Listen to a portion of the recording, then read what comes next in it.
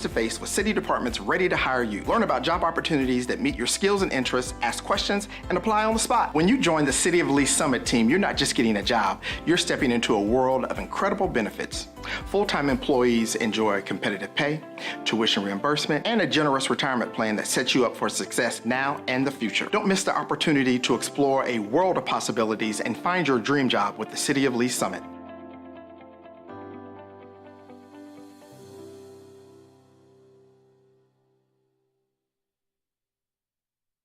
Hello, Lee Summit. Here's your flash briefing for the week of March 25th. City Council will meet for regular session Tuesday night at 6 in Council Chambers in City Hall. If you can't watch, quickly catch up on City Council meetings by subscribing to the Council Debrief newsletter, which breaks down 3 to 4 key agenda items. Subscribe at cityofls.net. Ready to kickstart your career? Attend the city's Career Fair and Expo March 27th from 2 to 6 p.m. at the Gamer Community Center. Whether you're a seasoned professional or just starting out, there's a perfect fit waiting for you at the City of Lee Summit. Learn about job opportunities that meet your skills and interests, ask questions, and even apply on the spot. View career opportunities at lspeople.net. The public is invited to the open house of Fire Station number 4 on April 4th at 11 a.m. at 5031 Northwest Lakewood Way. Receive a behind-the-scenes look at the new facility, hear from Mayor Baird and Chief Snyder, and witness the unique hose uncoupling ceremony. Light refreshments will be offered. And this weekend is sure to be a hopping good time. Grab the family and attend the downtown bunny hop with the Easter Bunny. Children can have their photo taken after the parade with the Easter Bunny, and downtown businesses will also be participating by handing out candy. Learn more at downtownls.org. Thanks for listening and have a great week.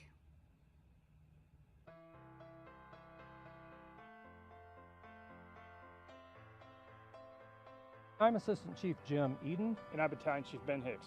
And today we're at Lee Summit Fire Station 3. Fire Station 3 was part of the 2016 no tax increase general obligation bond for public safety initiatives. The station was built and occupied in August of 2020. Unfortunately, due to the pandemic, we've not been able to give tours or have an actual ribbon cutting. So we want to invite you in today to give you the opportunity to see what goes on within a Lee Summit Fire Department station. Let's go take a tour. This is our admin side of the facility. We use this side mainly for offices. We have a lot of work during the day, whether it's training or doing reports or just generally taking care of the shift that we need to do.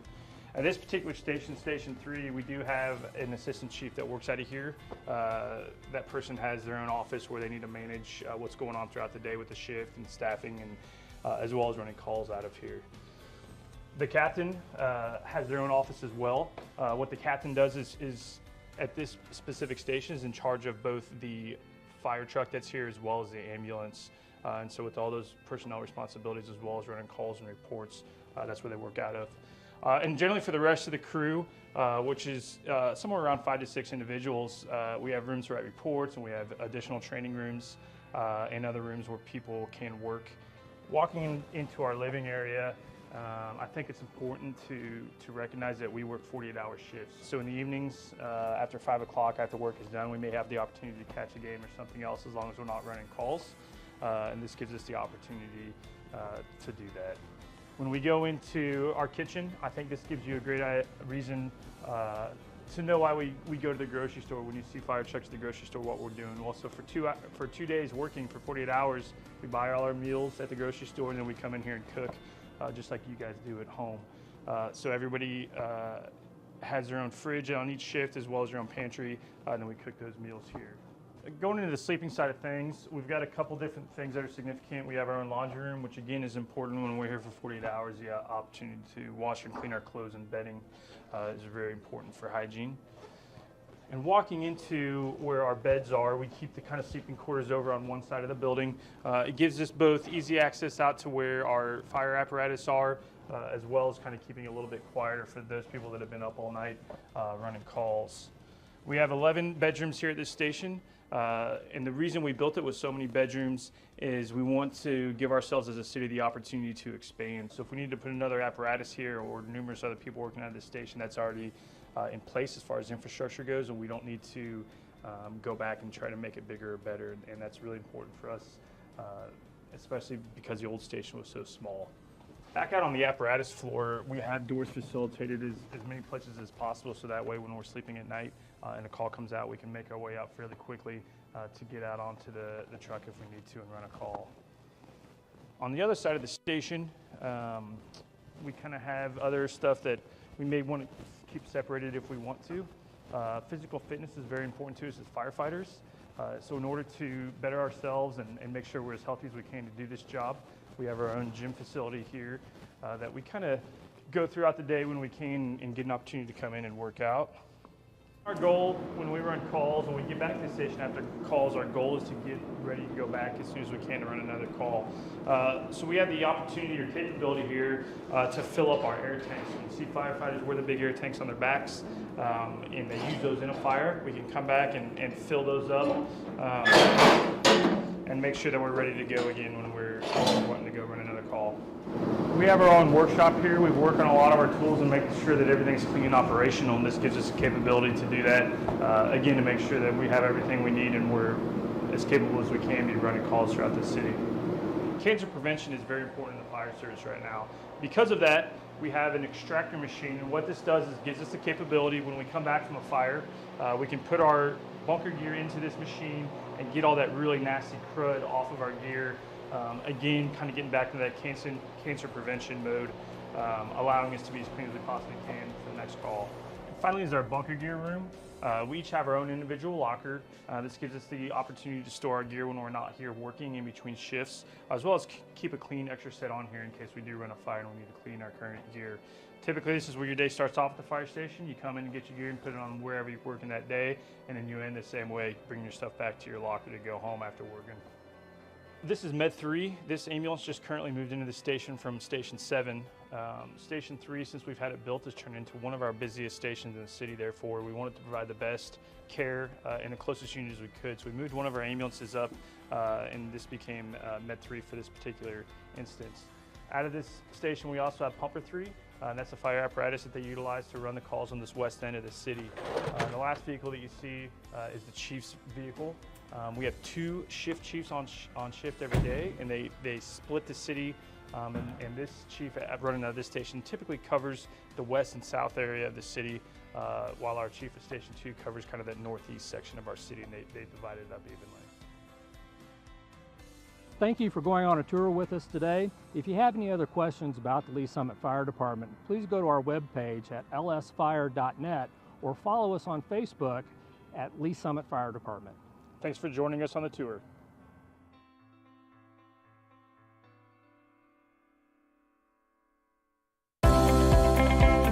Are you ready to kickstart your career? Get ready to shake hands with success at the City of Lee Summit's Career Expo on March 27th, 2 to 6 p.m. From tech to finance, firefighter, paramedic, to police officer, and part-time seasonal jobs, we have it all. Whether you're a seasoned professional or just starting out, there's a perfect fit waiting for you at the City of Lee Summit. The Career Expo is your chance to meet face-to-face with city departments ready to hire you. Learn about job opportunities that meet your skills and interests, ask questions, and apply on the spot. When you join the City of Lee Summit team, you're not just getting a job, you're stepping into a world of incredible benefits. Full-time employees enjoy competitive pay, tuition reimbursement, and a generous retirement plan that sets you up for success now and the future. Don't miss the opportunity to explore a world of possibilities and find your dream job with the City of Lee Summit.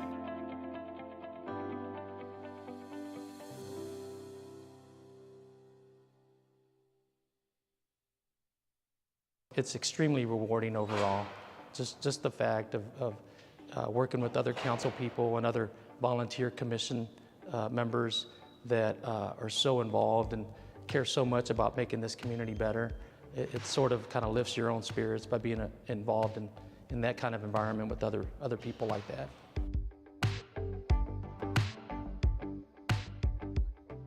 For many years, I was a typical resident, raising a family, going to work, in many cases leaving the city for employment, and went through a leadership class through the chamber, learned a lot about our city and learned about all the great amenities and resources we have, and was asked if I was interested in volunteering on a commission. I said yes, and kind of the rest is history. I've just completed my 3rd year on City Council, and so looking forward to finishing strong with this first term, and look forward to continuing to serve this community. My thing is that there's so many talented people in this community that believe in so many different initiatives.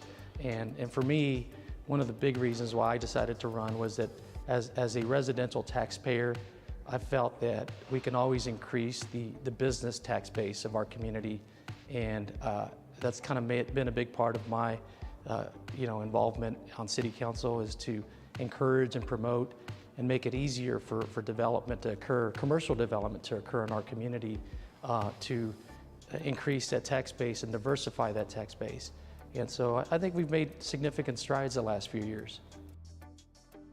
We've had a collective great group of council members and mayor where we've really truly accomplished a lot of things that there were somewhat kind of stumbling blocks for previous councils. Working new contracts with our union personnel, firefighters and police was a big accomplishment for us. The fact that we were able to push along some initiatives like the downtown renovation for a market, a farmer's market. It's been a great experience to be part of those meetings, to help nudge it, and to the point where we have a developer involved is just a great feeling to have been part of that. And others, I mean, I think our park system, we've continued to support our park system to add a new community center, for example, that we negotiated with the Metropolitan Community Colleges.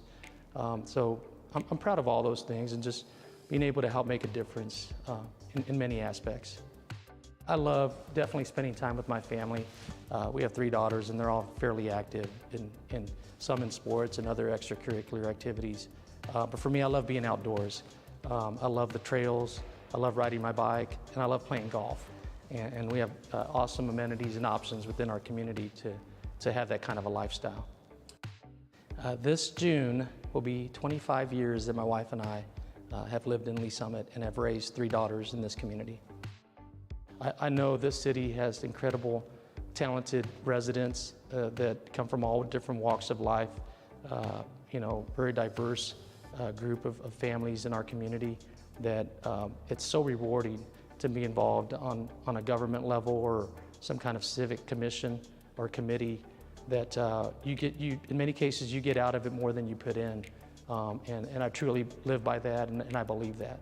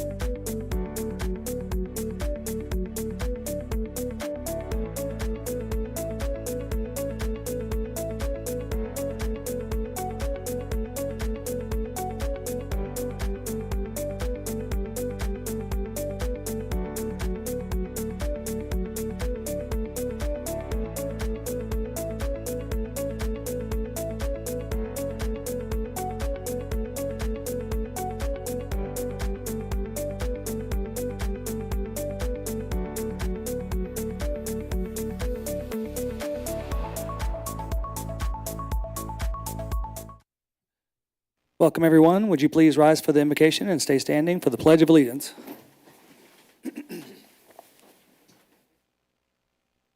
Heavenly Father, we ask you to lift the City Council up and grant us wisdom and compassion as we make decisions that impact our community.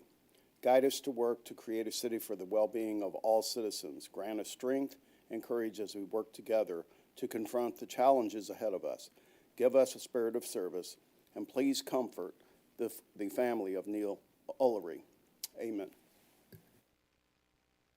Pledge allegiance to the flag of the United States.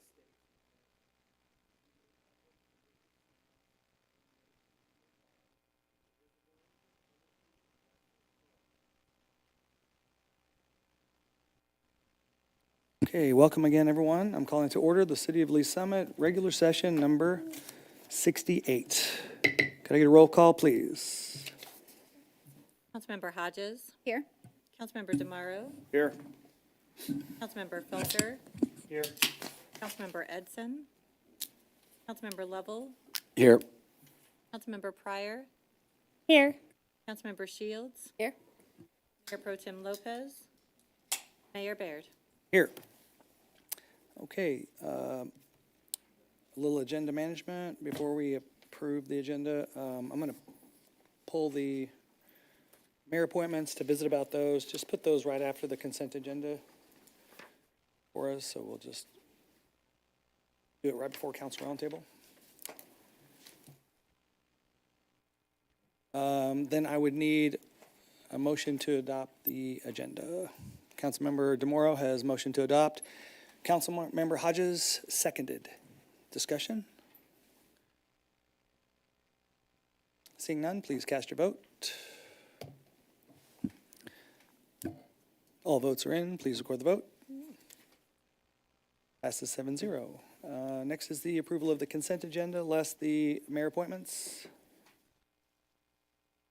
I have a motion to adopt the consent agenda from Councilmember Shields, seconded by Councilmember Hodges. Discussion? Seeing none, please cast your vote. All votes are in. Please record the vote. Passes 7-0. Thank you. And then we're going to, I pulled the appointments for the Housing Authority. Councilmember Felker had some questions about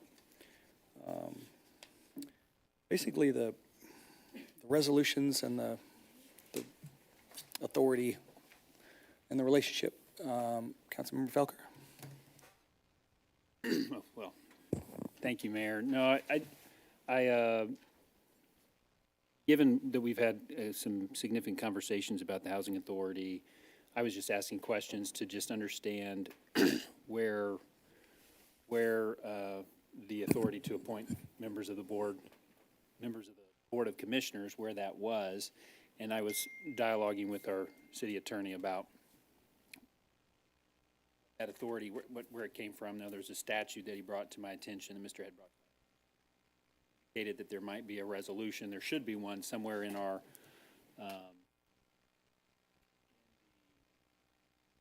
city paperwork somewhere, and it hadn't been located. And so I was suggesting that before we proceeded, that we review that. And frankly, I thought, you know, it's really something that as council members, since we provide more or less advice and consent, or however the language of the charter reads, that it would be helpful for us in general whenever we have an appointment to also kind of see that, we'll say, how the authority is granted to you and whether there's any structure around those appointments. And so I think that was part of why I was asking and why I was suggesting that we might wait till we have more information. And in addition, I didn't know if we even knew what the board terms the suggested appointees are filling, like whether they're filling in a 1 year left or 2 years left or 3 or 4, because I think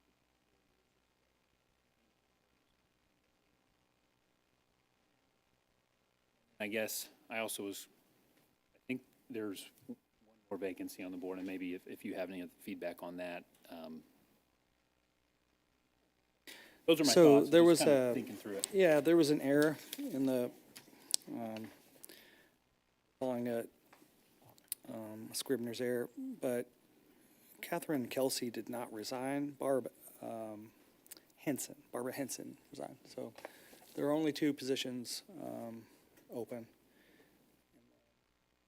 As far as the documentation, that's a Mr. Head question, but the part about the structure around, some of these appointments are kind of complicated. For example, there's a water board position that's going to, like, 99.9% sure come open. And when it does, there's an entire page of criteria for selecting based on residence or water user and things of that nature. So it's pretty robust. So, I mean, I don't care if they're attached in the future, showing council members all those details. Mr. Dunning, you got thoughts? I would agree, Mayor, if it's something other than a citizen, or if there's criteria for the membership on a board or commission, that's something we could incorporate, right, into the packet so that it's understood what capacity that individual may be filling for that board or commission. That's easy enough to do.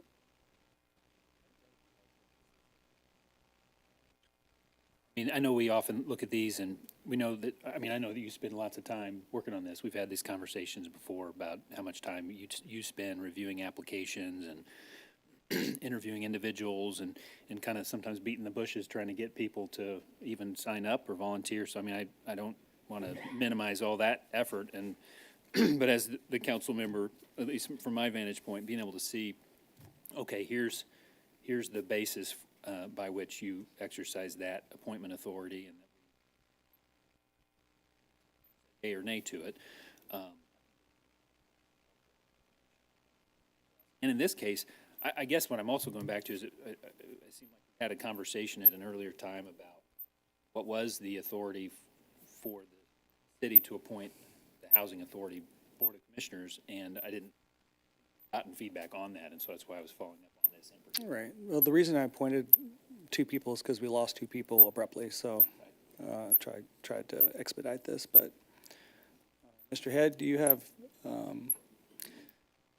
documentation? We have not been able to find at this point the resolution that formed it.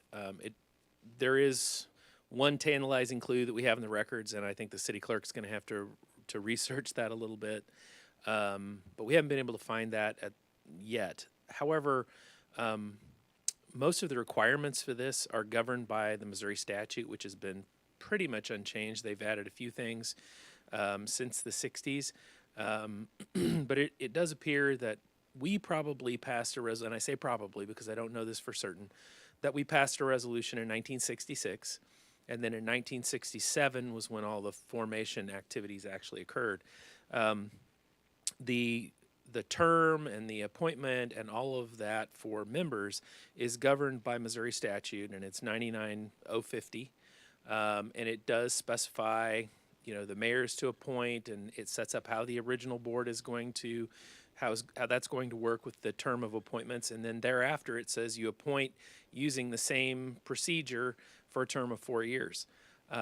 There is a section that would allow potentially for a member of staff to serve as a board member, but board members are required also to be residents for a year prior to their appointment. So, I mean, we do know some things, but we are going to go back and see if we can find that old original resolution from the 60s. We've reached out in a couple different ways to try to find that, and then we also have a clue that we're going to try to follow up on with the clerk's office, but I could not lay my hands on that quickly today. I just would suggest that I know it'll push us back a little bit, but I would just suggest that we, to our April 9th. That would be my suggestion. Okay, thank you. Councilmember Hodges. Thank you. So to follow Councilmember Felker, so as I was reading through these, I started thinking, I feel like the appointments are something we usually just kind of all rubber stamp. But the more I've thought about, our housing authority situation and the issues we've had with them, it got me thinking about the process of the appointments. I figure since we're all, and I didn't know the process or the policy on this, but as I'm thinking we're all having to vote on this, I kind of, is there a way that we could see all the applicants that come through, so that way we kind of know who we've said no to, so that way, I don't know, I kind of feel like we're in a position where it's like you have no choice but to say yes, but we don't know who we said no to, kind of. So I kind of was wondering if there's a way that we could see maybe and come to an agreement maybe together, since we're all voting on this. And I just want to make sure I know what I'm voting on or who, and I have nothing necessarily against these two that are on here. I'm just saying, just as policy-wise or whatever, I just want to make sure I'm fully informed on who I'm kind of saying no to.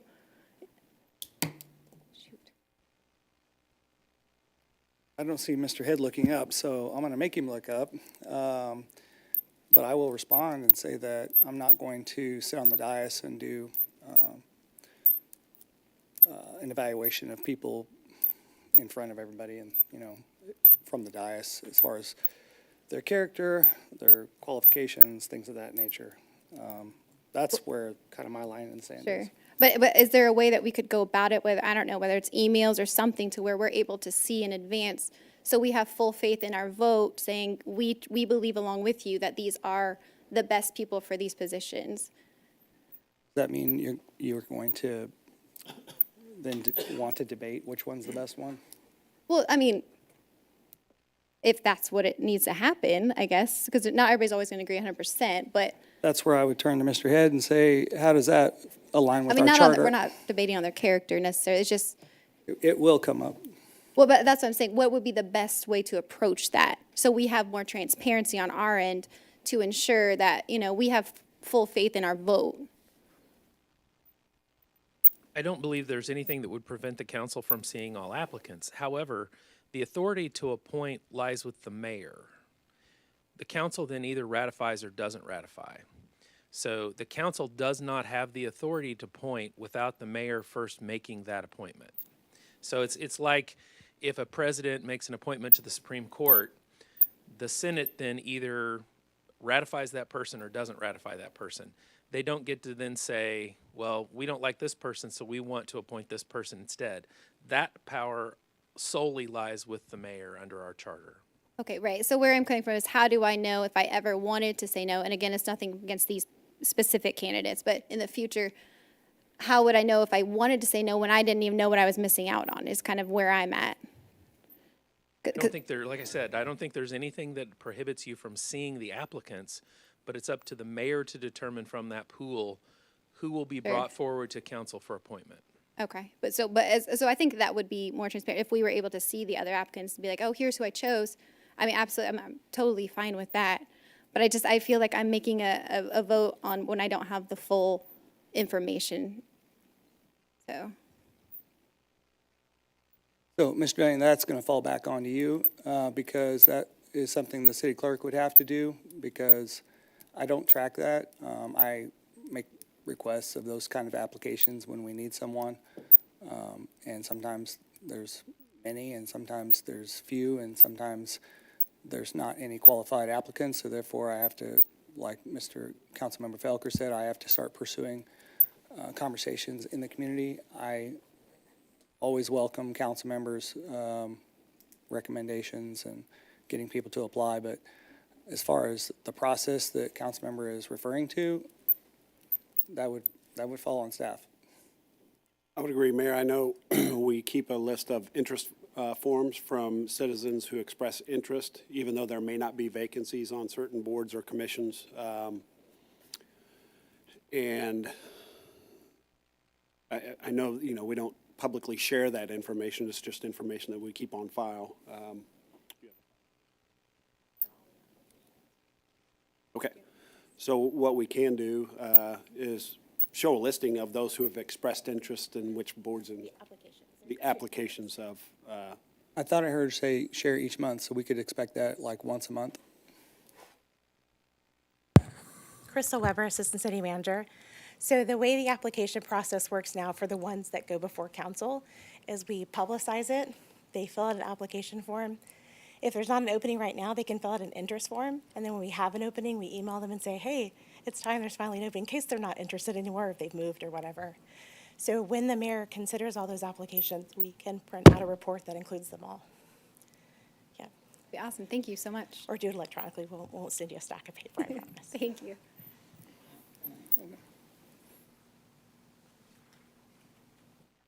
Thank you. Councilmember Lovell. Thank you. So I think for me, it's better understanding the city's role in relationship with the Lee Summit Housing Authority and understanding the some of the things that it just seems like there's a lot of things going on there, and maybe myself, I'm not speaking for everyone else here, would like to better understand what the city's role is in the Lee Summit Housing Authority. If we are similar to, as we would do with other groups that, you know, and this is probably not the right example, but like, you know, if we have a PSA with a group, we have certainly understanding of what their responsibilities are and what's going on. And to me, right now, which seems to be, there seems to be a little bit of turnover and maybe some, I don't want to use the word chaos, but some things going on there that maybe pump the brakes. Let's get a better understanding again of what our role is, what the Lee Summit Housing Authority's role is, what our goals and functions of that are, then better make decisions about who we put in charge of those boards if we're appointing those. Because to me right now, there's a lot of unknown. And so I would feel more comfortable before appointing a new executive director or even a new board member to say like, hey, let's make sure we don't make the same mistakes again. I want a better understanding of it. So in my opinion, it has less to do necessarily with the names on here, but just saying like, I think it's time maybe that we had a better understanding of what our role is and, you know, how the grants work. And, you know, it's just odd, like we appoint the board, an executive director, but do we have any authority with it or do we not? And so I guess that's just for me is just a better understanding of what's going on there, what the goals and missions of the housing authority are, and then what the board's responsibility is, and then how that plays with the city.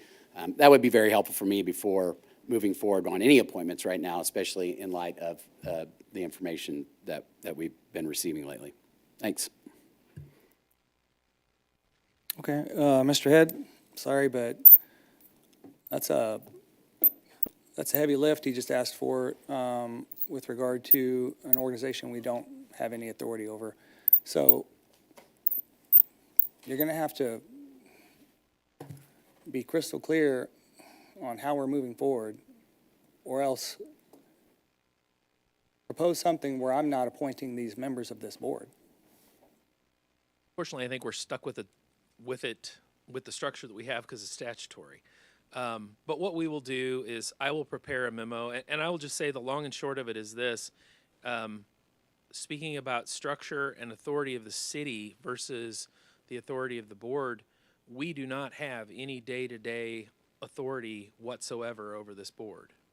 Our authority is limited to appointing the members. That's statutory. Now, when it comes to the grants, I can't speak to that. We'll need to work up some information for you from staff about what sort of oversight the city has when it comes to those grant processes through HUD. And there may be some things there, but as far as the day-to-day authority, we appoint the members, and that's really about it. But we'll work up a memo that has that information in there. I will also work with other members of staff, and we'll try to do something that's a little bit comprehensive that talks about the way those contracts work so that there's a better and more full understanding of how this process works and to what extent the city has any real authority over the housing authority, which my reading of it at this point is that it's very limited. Thanks. All right, thank you. Councilmember Shields. Mayor, I appreciate the I appreciate staff offering to make the various applications available. I like that we attached to the packet right now the actual proposed appointments that are before us to let us see a little bit of their background. I think that's been a good process. Not opposed to seeing the other applicants, but it does seem pretty clear that that's the mayor's authority to make those appointments, and us just Is there anything that we are missing to be able to make this appointment right now? I know that you were saying there's a resolution we can't find a copy of. Are we in a place where we would have any kind of legal issue making these appointments, or what's happening there? Given the fact that the only criteria that we've used, as far as I know, for the last like 55 or 60 years has been resident of the city and a one-year resident of the city, I can't imagine that so long as they met that requirement that we would have any issue, because that does seem to be the only one that's statutorily required. I cannot with certainty say what may be in that resolution, but apparently no one's been able to find it for a while either. So we do want to find that and make sure, but I think we're probably pretty safe so long as the person is a resident and has been for a year, because that seems to be the only requirement in the statute.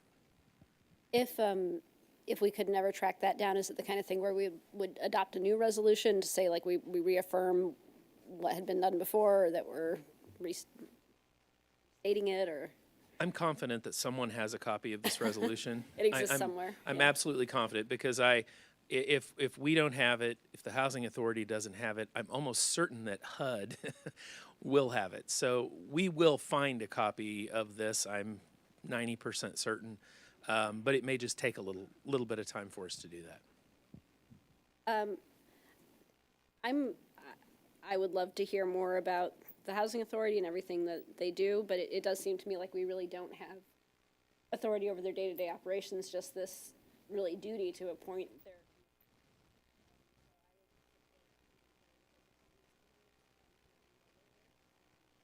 But I think it'd be unfair of us to leave them without.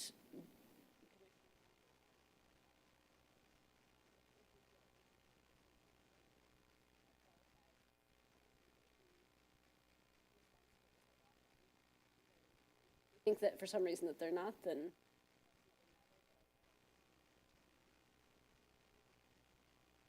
Thank you. Councilmember DeMoro.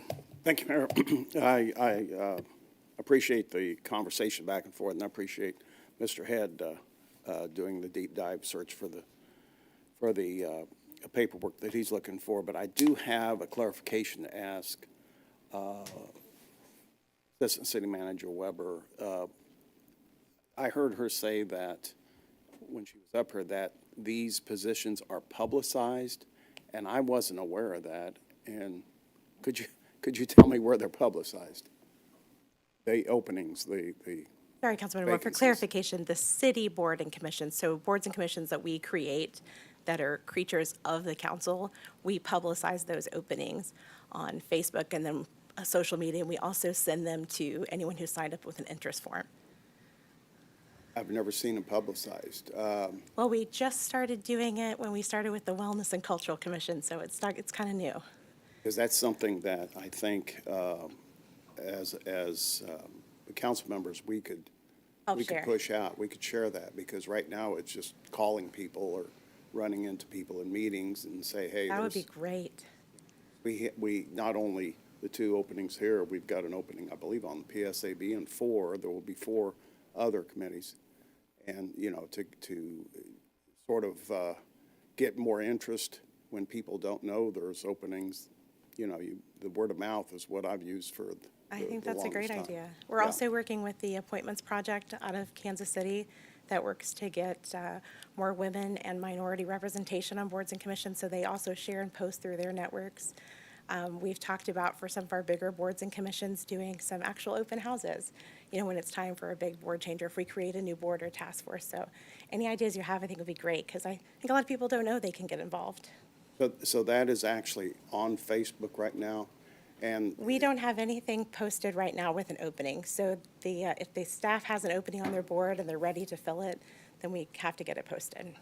Well, the other thing too, I hate to be redundant, but not everybody is on Facebook. So if it could be on the city website, that means a lot too. Yeah, sorry, it's on there too. If you go to our boards and commissions page, it'll show you like what the openings are. You can apply for them if they're open. It says if there's not an opening, click here to put your interest, and then it sends you a message when there is an opening. Okay. Because maybe you're really interested in BZA. If you are, please call us. Thank you, Mayor. Yeah, but if you'd like, I'm happy to share those with the council when we Please. post them. If you can help get them out to your constituents, use your listservs, whatever you have. Yeah. The Please more do. the better. Thank you. Yeah, no, Thank you, Mayor.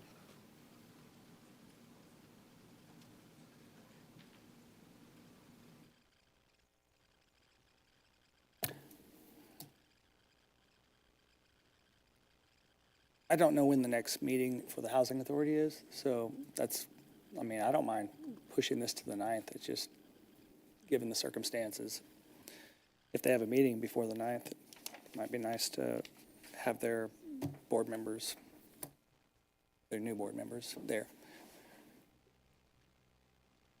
Just looking at the information we have for them, their typical meetings are the first Wednesday of the month. So that'd be the 3rd.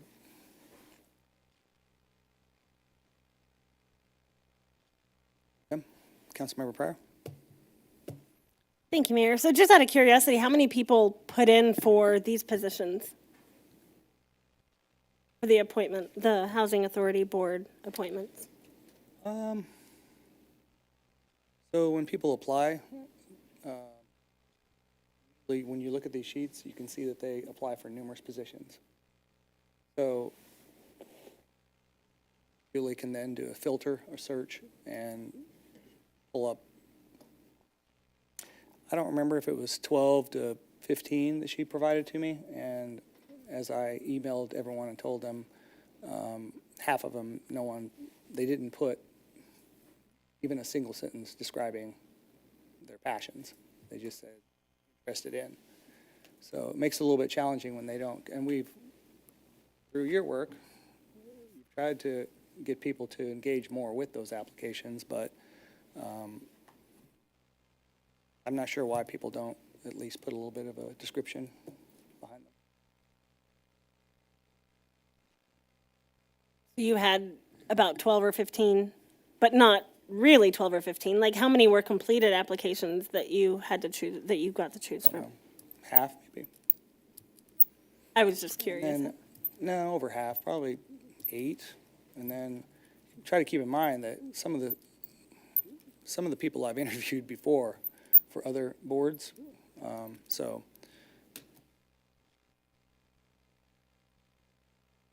Okay, I was just curious just because I had. That's why I say, why didn't you choose this person?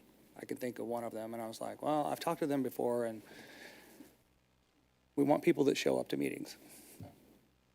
That's been a big problem with committees and boards. So do I want to say that person's name in public and say I'm not confident that they don't show up to meetings? No, I don't want to be in that situation.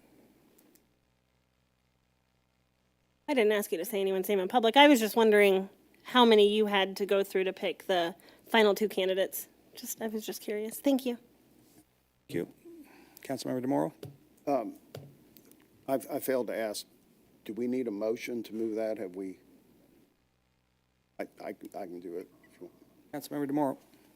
Thank you. I move to a date certain, I believe April 9th. Is that what we decided? Yes. I move to a date certain, April 9th, 2024, item 2024-6197, mayor's appointments to the Housing Authority. Can I get a second? Second. Thank you. I have a motion to move this agenda item to April 9th by Councilmember DeMore, seconded by Councilmember Hodges. Discussion? Seeing none, please cast your vote. All votes are in. Please record the vote. It passes. It'll go to the next meeting. Mr. Head, please have that memo. Please find that resolution.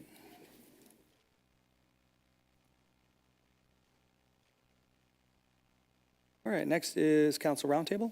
Items of general interest. Councilmember Shields. Thank you, Mayor. This Saturday, the 30th, is going to be the downtown bunny hop.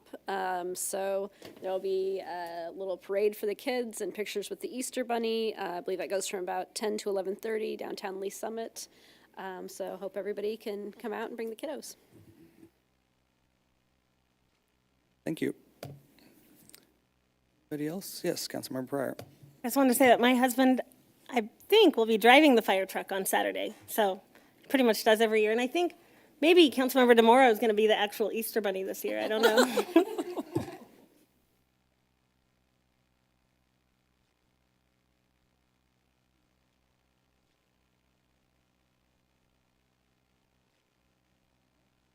Good.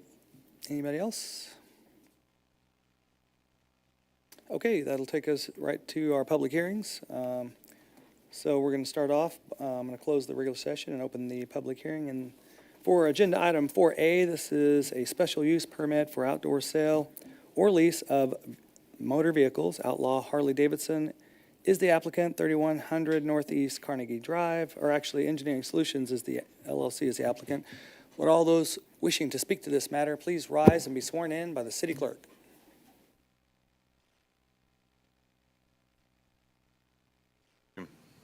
Yes, Councilmember Felker.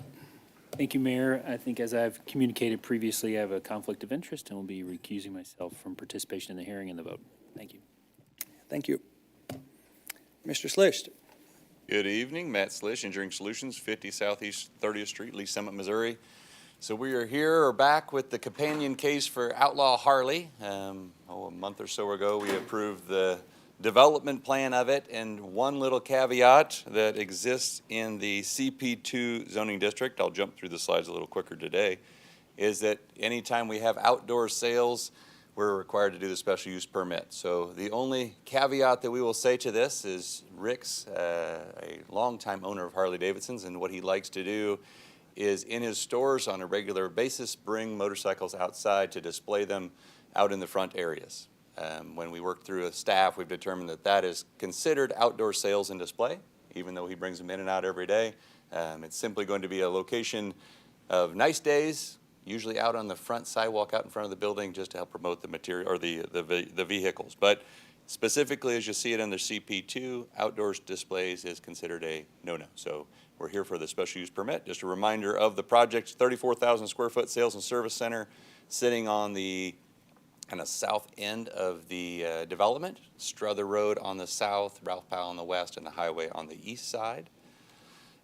We did have some neighborhood conversations and commitments to add some additional landscaping on the northerly side. Some of our professional neighbors, the law offices and the medical buildings, which we've complied with, and added a berm and some additional landscaping on that side, which I believe I don't see them here tonight, so I still think that they're in support of that idea and belief of it. And so just kind of a view of what we're talking about as that landscaping buffer is created to kind of create a good separation between us. This just describes the plants and kind of increase. Basically, we're just about doubling the amount of plants of shrubs and trees and evergreens up on that north side. So we're here with any questions you may have to work through this. Okay, thank you.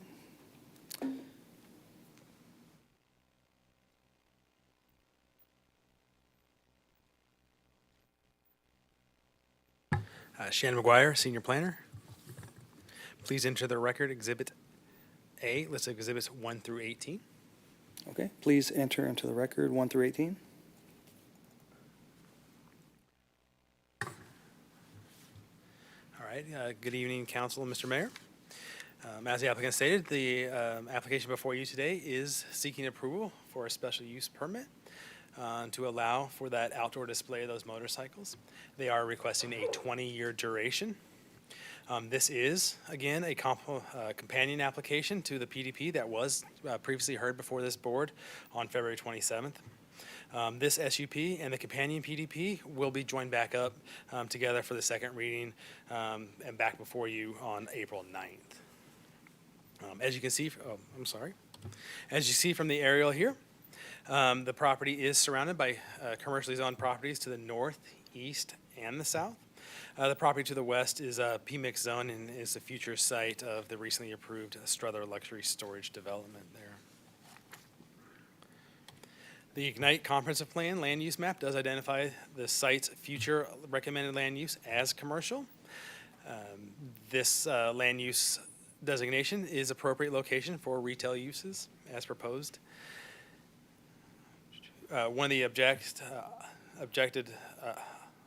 One goal established by that comp plan is to stimulate a continued economic development and investment by the private sector.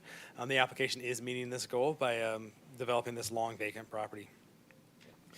In addition to being in compliance with the future land use recommendation, the proposed use is allowed under the existing zoning, and will create it's a less intense use, and will generate some less traffic than other uses allowed out there. Some of the other more intense and heavier traffic generating uses could include a car wash, convenience store, office uses, and restaurants. Just a quick overview of the site here. In the blues, the proposed building footprint. And then up towards the north corner there, the gray rectangular is going to be that kind of that motorcycle training site. Again, to kind of look at the elevations again, the proposed building materials utilized in the design include a combination of metal panels, some fiber cement, stone veneer, and glass as well. Surrounding areas, to the north, we have the attorney's office. To the east, there is a medical office. South, across the road there, is the gas station and convenience store. And then west, again, is that Strother Luxury Storage that was recently approved. Currently is vacant, but it will be under construction soon. Like the applicant said, there was a neighborhood meeting held on December 7th. 4 community members did attend. Some of the concerns were that they felt the area was more geared towards medical or law offices. They had some concerns with traffic, asked some questions in regards to the maintenance of the common areas, as well as requested that additional landscaping, which, as the applicant has stated, they have agreed to. So with that, the condition approval is here, and as outlined in the staff letter, the application does meet the goals of the Unite Comprehensive Plan and the requirements of the UDO, and I can yield for any questions you may have at this time. Okay, thank you. Questions for applicant or staff? Councilmember Shields. Thank you. So just to make sure I'm totally clear, so we've already approved the PDP. It's already zoned correctly for the use. This is just a question of whether they can take the motorcycles outside. Yes, ma'am. The sole reason for this special use permit is for the outdoor display of the motorcycles. The sales and service is a use allowed by right in the zoning district. It's the outdoor display that triggered the special use permit. Okay, yeah, I just wanted to be clear, because you're kind of going back through all the design and everything, but that's already Yeah. done. It's just a matter of the outdoor display. Yep. Okay, that's all that I had. Right. Thank you. Okay, thank you. Councilmember Pryor. Thank you, Mayor. So this doesn't include the school part of it, correct? No, the special use permit only covers the outdoor display. Okay, and then I doubt with an outdoor display there's going to be much noise, but I noticed that it said 20 years. So if there is a problem, how do they go about addressing that problem? So if they're in violation of any kind of city ordinance with regards to noise, there's ordinances in place to address the noise violations of that code.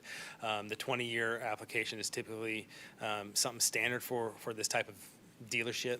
So. Okay, thank you. Thank you.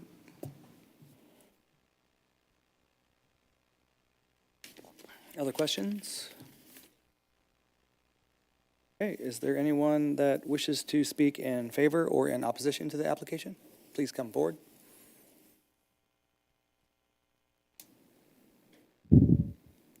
Are there any additional questions from council?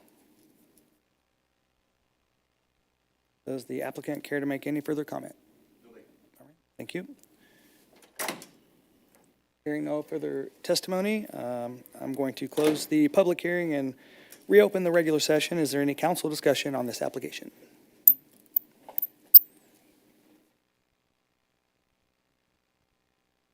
right, seeing none, Councilmember DeMoro, would you please read Bill number 24-056? Thank you, Mayor. I move to advance the second reading, Bill number 24-056, an ordinance granting a special use permit for motorcycle sales, rental, or service with outdoor display in District CP2 on land located at 3100 Northeast Carnegie Drive for a period of 20 years, all in accordance with the Article 6 of the Unified Development Ordinance for the city of Lee Summit, Missouri. All right, thank you. We have a motion to move to second reading, Bill number 24-056 by Councilmember DeMoro, seconded by Councilmember Shields. Discussion? Need to be caught up to speed, or can you vote? No, I'm good. I can vote. Okay, I'm going to do it per vote. all right. Seeing none, please cast your vote. Aye. Give me just one moment. I went back to add Mayor Pro Tem Lopez, so I'll get back to that motion. Okay.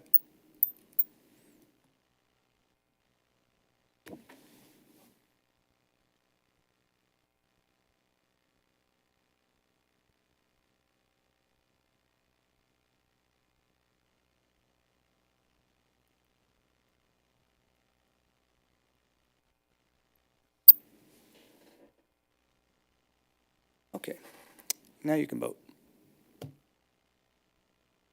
She has you down already. Aye. Yeah, she has you down. Okay, please record the vote. It does pass 7-0 with one recusal, I believe it is. Very good. Thank you all.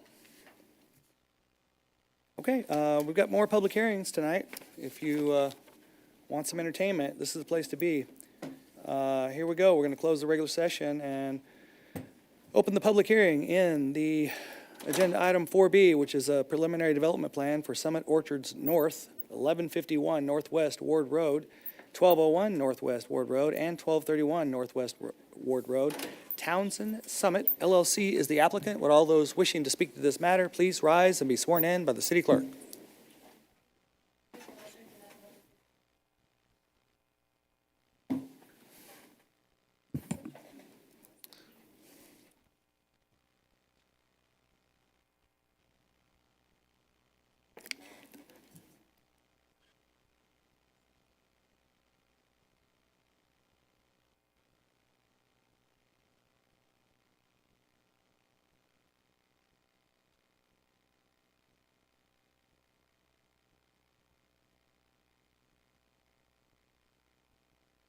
Good evening, Mayor, members of the City Council. My name is Steve Rich with Townsend Capital.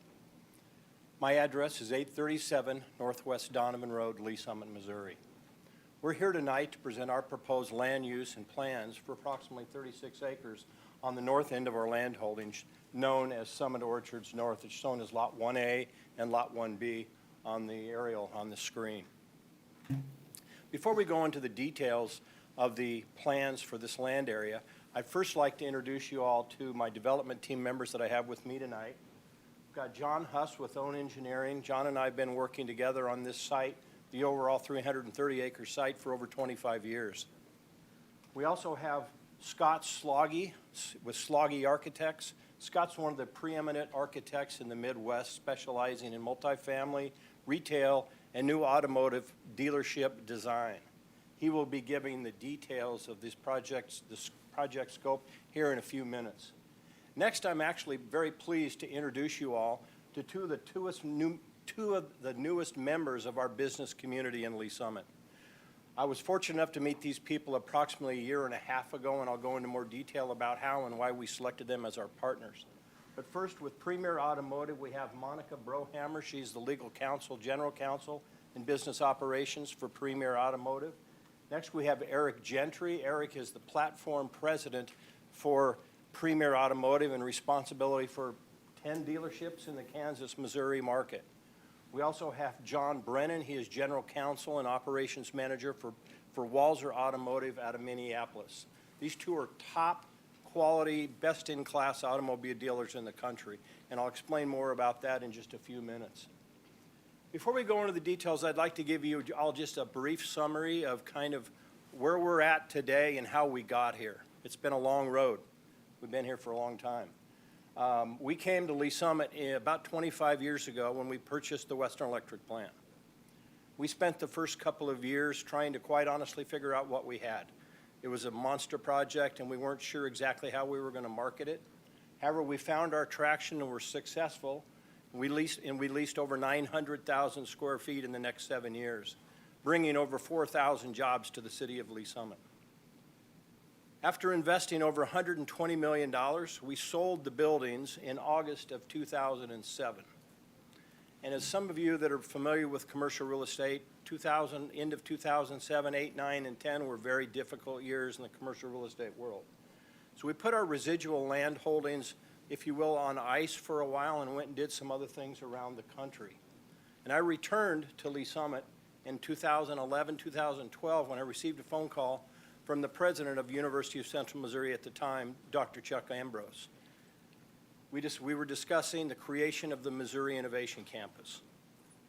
Those discussions led us to assemble a design-build team, put all the programmatic requirements together, design details for the Missouri Innovation Campus. We then handed those details off to the R7 School District for its successful completion. Today, the Missouri Innovation Campus is home to 2,200 students per day and growing every day. That was the first project area that we took through, and I think it's important for you all to understand that all the land that we're discussing tonight is currently zoned. It's zoned PMIX. It was zoned in 1999, shortly after we acquired the buildings. I agreed with Hector and the staff probably 13 or 14 years ago that as we brought new uses in front of the city that were defined uses, we would take all these land areas back through the entire city process. That was to have totally transparent with the city staff, the city leadership, the citizens of Lee Summit, and our existing landowners that we want to remain compatible with. So the first project area was that 35 acres that surrounded the Missouri Innovation Campus. The second project area, known as the original Summit Orchards, is in the southwest corner there, southeast corner, excuse me. Summit Orchards today is home to 635 luxury apartments and over 100,000 square feet of very successful retail. That project is 100% developed and 100% leased. The next project area we undertook was Summit Orchards West. It's approximately a 25-acre tract on the west side of Ward Road. Today we have 329 luxury apartments under construction, and we'll be announcing very soon 3 new QSR restaurants on the Chipman Road frontage. We're here tonight to talk about Summit Orchards North. It's a piece of ground that we've had kind of an interesting storied past with. 15, 16 years ago, this land area was going to be the home to a new Sam's Club and a Cabela's, if you remember. It was a development by Redevelopment. That project never came to fruition, and it died a very slow death. So in the interim, and then over the next 10 to 12 years, we have considered entertainment uses, office uses, industrial uses, et cetera, never gaining any real traction on any of those uses. So 2 years ago, approximately 2 years ago, I was fortunate enough to be introduced to Paul Walzer with Walzer Automotive Group and Troy Duhan with Premier Automotive out of New Orleans. I quickly determined that these are two of the top-rated, number one, they're just great people, but they run their business like true professionals. And I'm going to have Eric here in a little while, after we get done with the meat of the presentation, explain some of the things that Premier does when they come into a market. They've actually created a foundation, a charity, that they're not the charity. They have created a foundation so they give back to all the communities that they actually work in. And I think we'll all find them as welcome business partners to all of us. So with that, I think I'm going to have Scott. Well, I've got one more thing I've got to share with you. You're probably going to shoot me, but I'm going to do it anyway. We presented this project to the Planning Commission about 3 weeks ago. We have the automobile dealerships on Lot 1A, which is on the west side, and we were proposing a multifamily use on the east side, Lot 1B, which is approximately 18 acres in size. It was clear to me that there were several members of the Planning Commission simply did not want to approve any multifamily zoning for any purpose, which on the surface I understand. I understand there's a feeling that maybe we've got too much multifamily zoning that's been approved. I would tell you that I would offer that you should be considering who those rights are granted to. We have made huge investments in infrastructure, sidewalks, utilities, service retail to support sustainable quality multifamily. Some of these multifamily locations that have been approved are kind of one-offs with no supporting cast around them. I'm not sure they'll ever get built, by the way, but that's a separate issue. We bring to the table a development organization that understands the capital stack, the equity, the debt, the construction, the design, the scheduling, the whole package.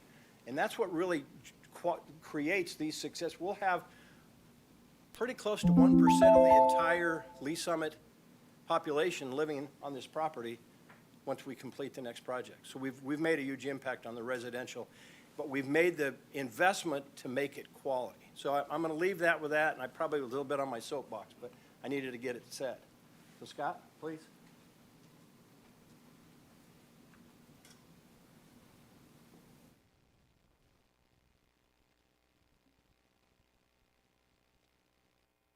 Mr. Rich, my name is Scott Sloggy, Sloggy Architects, located at 4600 Madison, Suite 350 in Kansas City, Missouri.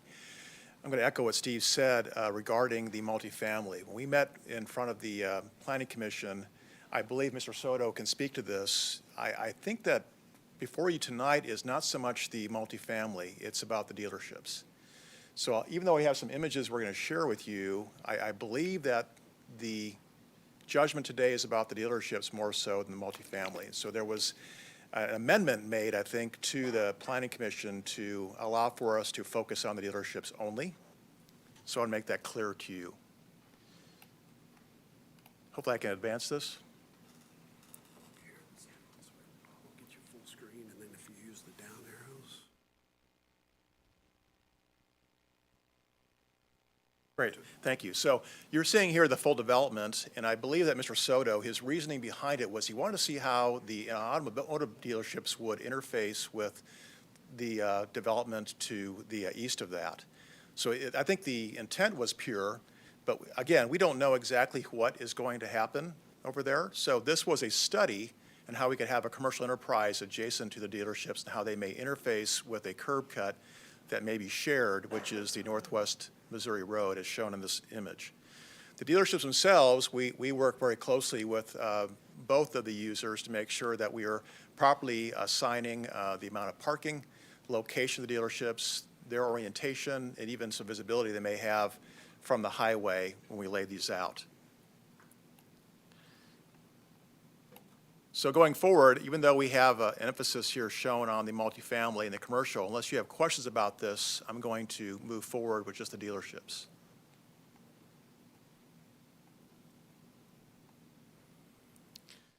So it was designed so that they could both show what would be a traditional footprint for the dealerships.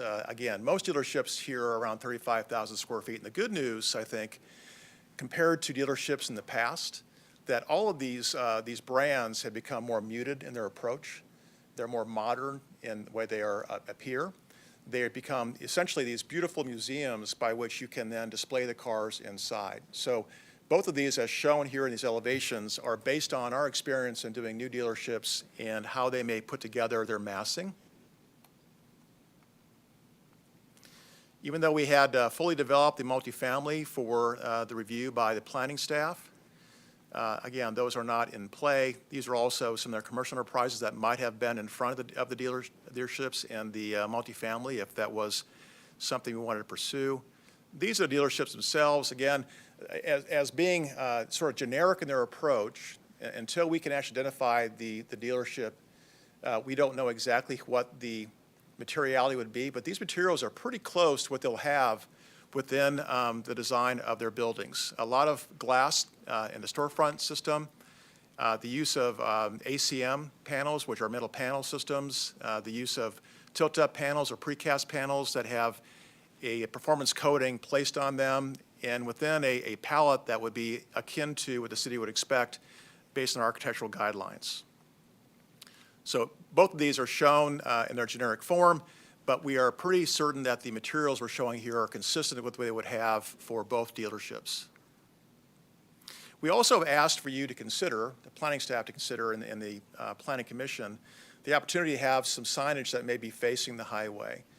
Because of the change in grade you'll see here in the section below between 470 and the location of the dealerships, our hope is that by working with your signage ordinance, there could be a variance that could be afforded us, provide some signage that would give these dealerships some presence from the highway. And this will have to be a separate amendment or a separate action to be able to get us approved. And with that, I guess I will leave it to any questions you may have. Thank you.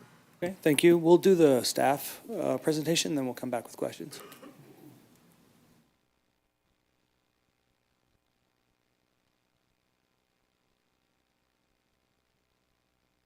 Good evening. Hector Soto Jr., Senior Planner. I'd like to enter into the record Exhibit A, list of exhibits 1 through 20. Please enter into the record 1 through 20.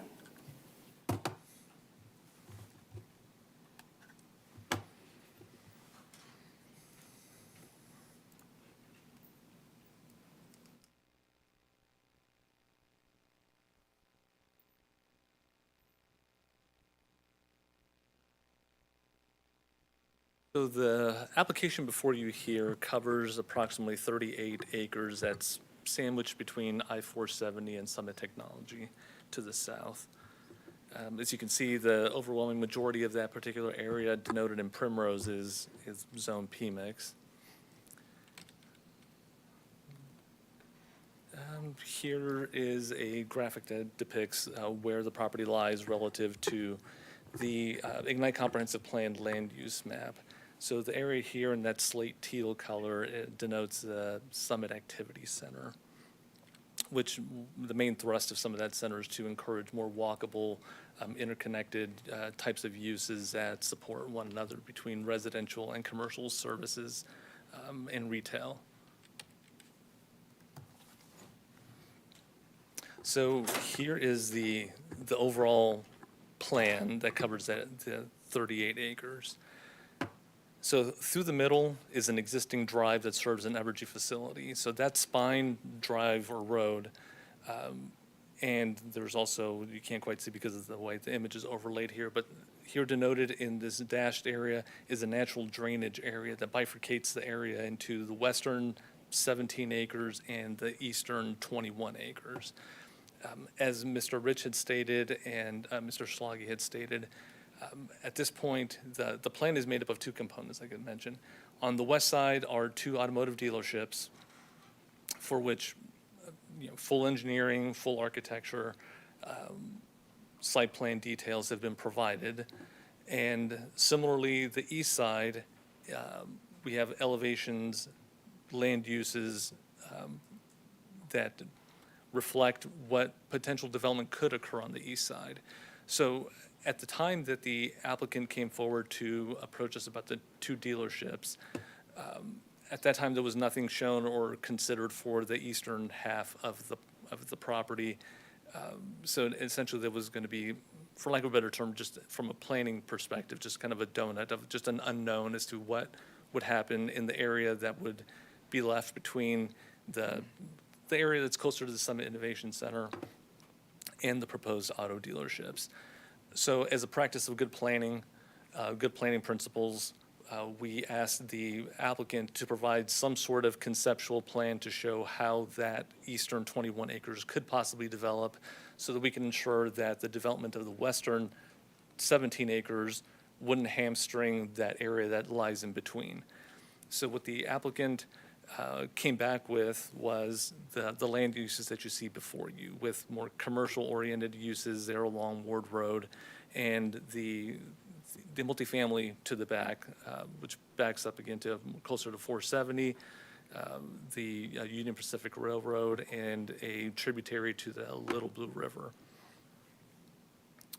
So in support of the applications, whereas some applications you might see, there might just be a conceptual, almost a bubble drawing of what potential development could occur on the east side, the applicant did provide a significant amount of detail, a level of detail that you would see typical of a preliminary development plan to cover that area. But as of yet, as has been mentioned, there are no specific identified users for any of the commercial space or the multifamily development. So the plan, as I stated, was the purpose of the plan is to, again, show that from an infrastructure standpoint, from a land use perspective, that middle area is not going to be hamstrung or left high and dry in terms of how there is that interface between the areas that flank it on either side. So during the course of the planning commission meeting, I'll back up a little bit. During the course of the planning commission meeting, Mr. Rich mentioned that there was some apprehension or concern that while there is a detailed plan and elevations shown for that eastern 21 acres, that there are no specified users at this time. So one of the conditions that was placed by the planning commission, and I'll address in a further slide, is the question was asked of the applicant: would the applicant be comfortable making it clear that the plan before you would essentially just cover phase one, which would be the 2 car dealerships, and just clearly identify the eastern 21 acres as conceptual in nature only, subject to the requirement for a future preliminary development plan to come through the preliminary development plan public hearing process, and that would go again in front of the Planning Commission, City Council for consideration if and when at that time you do have those identified users that are closer to actually develop said property. The applicant, Mr. Rich, was agreeable to that condition that was placed by the Planning Commission, and again, we'll look at the verbiage a little bit in a later slide. The 2 dealerships here on the west side has been mentioned a little bit. Well, they're both identical in size, about 35,000 square feet.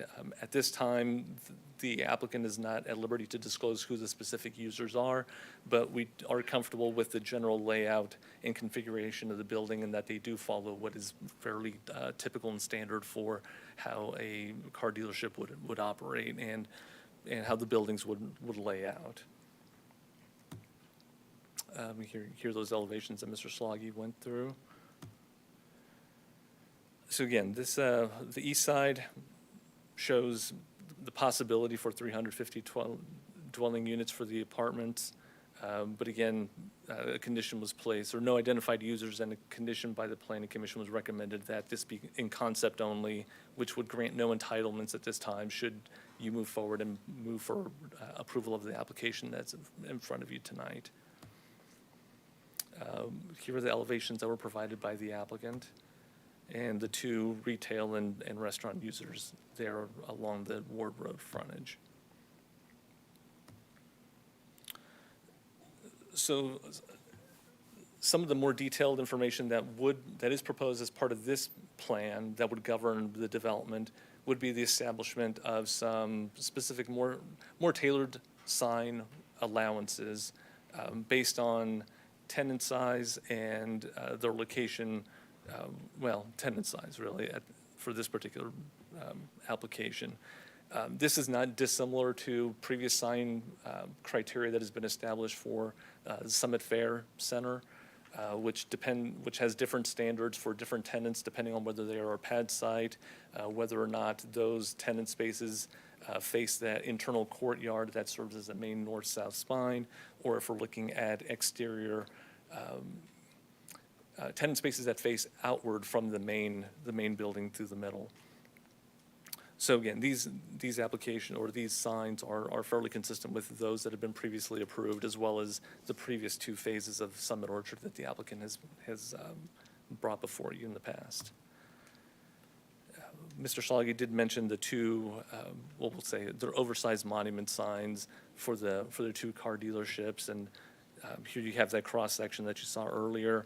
And staff is supportive of the taller signs, given the fact that there is a significant separation between the travel lanes and the location of the signs relative to the overall dealership pad sites.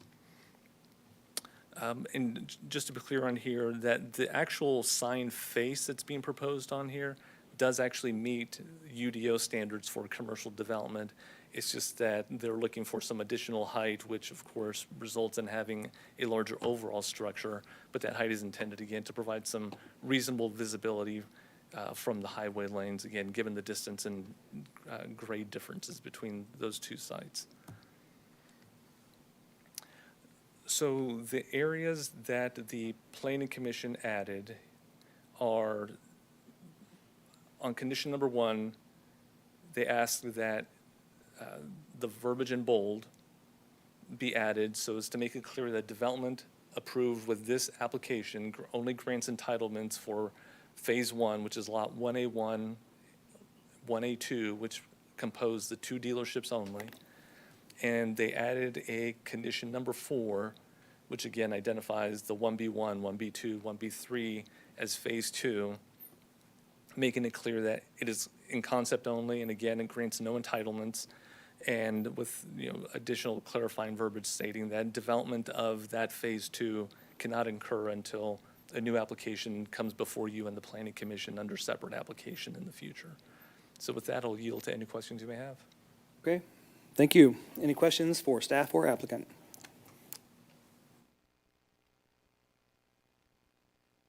Councilmember Felker. So can you help me understand, okay, with the sign request that they're making, are we saying that's incorporated into the recommendations here, the approval conditions? Is this the number 3? That is correct, yes. Okay. So the upload date, meaning that's when they presented, that's, when you put the date there, that's basically their request consistent with a couple slides back that you presented. That is correct, yeah. Okay. That's all I have right now, Mayor. Okay, thank you.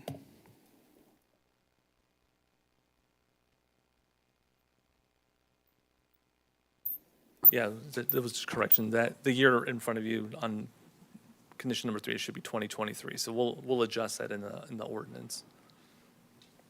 That would have been a good one to catch. Yes. On my part. Yes. Good job. Okay, yeah. Other questions for staff or applicant?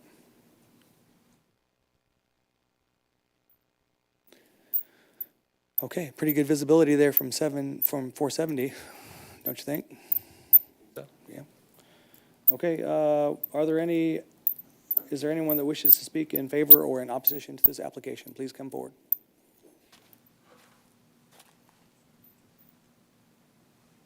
Mayor, is there a chance? Yeah, the next question Real on quickly my, about the foundation that they put on, I kind of screwed up my order. no, you're fine. The next thing on my agenda says, does the applicant care to make any further comment? I do. Absolutely. Eric?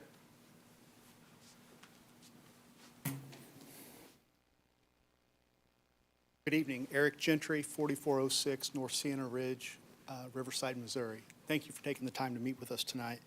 I'm here representing Premier Automotive, which locally flies under the Victory flag that you may be familiar with. We operate 10 dealerships in the Kansas City metro area, and Premier as a whole operates 39 dealerships in 8 states. Probably the biggest thing that sets us apart is what we do in the community. Our founder, Troy Duhan, started a foundation called Giving Hope, and each community that we go into, we try to establish a food pantry, which we've already done here in the Kansas City metro. Premier and Giving Hope fed 320,000 hot meals last year and gave away about 600,000 pounds of food, which is a big part of what we do, and we intend to do similar type things in this community. We also support orphanages around the world, which is also a big part of what we do. And then each dealership, we give our employees paid time off to volunteer and to do things in the community. We also donate a portion of each vehicle sale to help serve those that are underprivileged. So I'm open to any questions you might have. Thank you. Thank you. I'd like to just make one last kind of final comment. I do concur with what Hector was saying. We are eliminating Lot 1B from this request tonight. I was only stating that comment about the zoning so that you kind of have maybe a different perspective on who in the future would be granted those types of development rights. I think they should be earned, not just given, but that's an opinion. So thank you for everything. I got one question for you. You talked about, I don't know, 15 years ago, and you had some deals going, but they went down. And then it seems like you might have been talking about industrial going in here. We did. We worked on a very large government. Unfortunately, we were under pretty strict NDA. Yep. but it was a government storage facility that we were working on. It was really file storage, quite honestly. We've worked on some entertainment, some golf-related entertainment concepts that just haven't got the right traction. We've pursued office users over the last several years and just with no luck. And that's why when this automobile dealership opportunity it was just almost too good to be true. I think it's the right land use for this location. Well, and it will bring a lot of sales tax dollars to the city. Yep. And they're great corporate partners, and they're good community partners, which is probably as important as anything. So, I mean, we want them as our neighbors, so. All right, thank you. Councilmember Shields.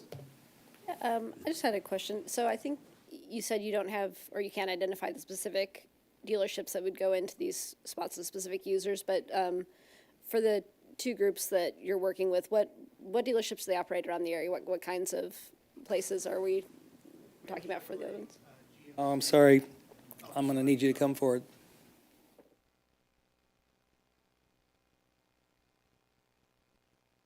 We have several GM dealerships. We have Chrysler, Dodge, Jeep, Ram dealerships. We have Ford dealership. And you're asking about it, and I'm going to tell you it's a Hyundai dealership that we're bringing to Lease Summit. Thank you. All right, Mr. Tell you I can't, see. All right, Mr. Rich, unless you have any further comment, I'm going to head out of this public hearing. Okay. Thank you. Hearing no further testimony, I'm closing the public hearing and reopening the regular session. Is there any council discussion on this application? Okay, seeing none, Councilmember Lovell, would you please read Bill number 24-057? Thanks, Mayor. I move to advance the second reading Bill number 24-057, an ordinance approving preliminary development plan Phase 1 and conceptual development plan Phase 2 for land located 1151 Northwest Ward Road, 1201 Northwest Ward Road, and 1231 Northwest Ward Road for Summit Orchards North, all in accordance with the provisions of Chapter 33, the Unified Development Ordinance of the Code of Ordinances for the City of Lease Summit, Missouri. All right, thank you. We have a motion to move to second reading, Bill number 24-057 by Councilmember Lovell, seconded by Councilmember Hodges. Discussion? Seeing none, please cast your vote. All votes are in. Please record the vote. It's adopted unanimously. Thank you for investing and continuing to invest in Lease Summit.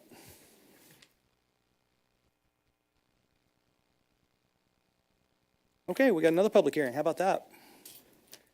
This one's super exciting too. This one, we're going to close the regular session and open the public hearing in the matter of Agenda Item 4C. This is a special use permit for outdoor automobile storage, 101 Southwest Oldham Parkway, 1051 Southwest Jefferson Street, 1204 Southwest Jefferson Street, 1206 Southwest Market Street, and 1210 Southwest Market Street. Oldham Investors, LLC is the applicant. Would all those wishing to speak to this matter please rise and be sworn in by the city clerk? Do you swear to tell the truth, the whole truth, and nothing but the truth, so help you God? Like staff's going first? I will go first this time. Hector Soto Jr., Senior Planner. I'd like to enter into the record Exhibit A, list of exhibits 1 through 19. Please enter into the record 1 through 19. So the special use permit application before you covers the areas that are outlined here in red. So most of you are familiar with the old Odessa Auto site. To the south of that, in PI in the gray, is the former site of CK Enterprises. And to the opposite side, or the east side of Jefferson Street, is the former site of Elite Fence Company.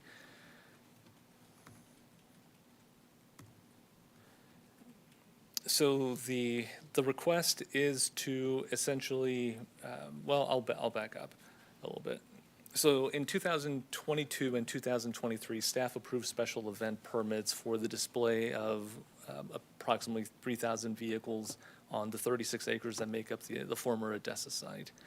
So following, during COVID, there were a number of industries that were impacted by supply chain issues, lack of availability of microchips, specifically, or perhaps most significantly impacted the auto industry. So there was a need, as you see here in front of you, for fully assembled vehicles that were still lacking certain hardware, the microchips specifically, for them to actually be sold. So you have a number of assembled vehicles that are sitting idle while they're awaiting, microchips and any other parts that they might need to complete them, and they need a facility in order for them to be stored. So as you go throughout the metro, there are other sites throughout Kansas City that you see similar areas, large parking lots, where a number of these vehicles are being stored. So the applicant approached the city as to whether or not it was possible to approve a special event permits, which we did in 2022 and 2023, not knowing exactly how long there would be a need to store the vehicles. Well, there continue to be supply chain issues, so staff directed the applicant to come forward with a special use permit application to cover a broader range of time, until such time as this is no longer needed once supply chain issues improve or are corrected. So the applicant is before you here asking for said special use permit.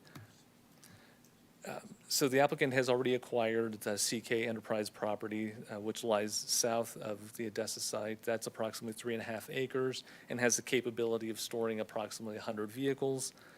And then across the street, the Elite Fence Company is about just on 2.5 acres that can potentially store about 135 vehicles. So at either of those two locations, or as you can see from the images in front of you, there are no vehicles stored there now.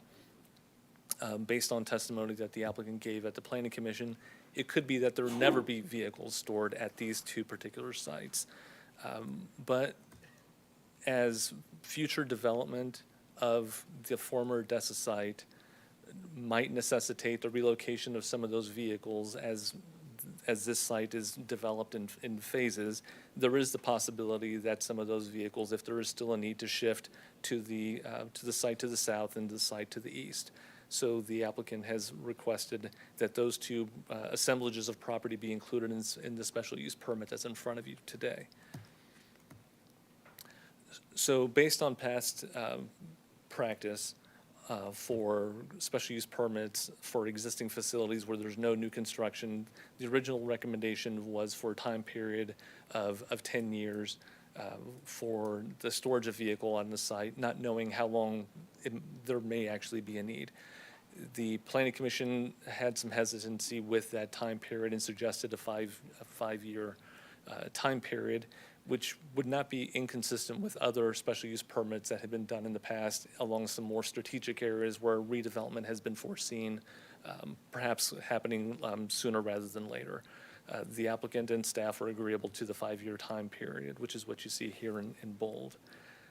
So at this point, I don't know that I have anything else to add, and the applicant is here to speak should you have any questions, so I'll yield at this time.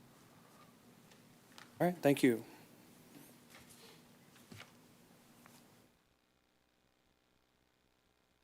Good evening. Thank you, Hector. Matt Pennington, Drake Development, 7200 West, 132nd Street, Oldham Park, Kansas. I think Hector did a nice job of just kind of giving the overall what's happened, why we're here. I think most of you know I didn't buy this property to store vehicles. That's not the intent. But when we first bought the Odessa property, I think it became abundantly clear that we needed to assemble more properties, like the Treasure Trove and Elite Fence. And you can see we've done that, but none of this has moved extremely fast because it just takes time. So I think as part of this, it's been a blessing to have Ford on this site storing their vehicles. We were able to clean up a lot of the property. It is securitized 24 hours a day with on-site security. We held a neighborhood meeting. There was no complaints of any noise at that meeting. We had nothing but positivity that we were working hard to try and get this to fruition. So we're just, obviously, like Hector said, we had just a special event, switching it to this special use, and hopefully we're in front of you really soon. Thank you. Any questions for staff or applicant?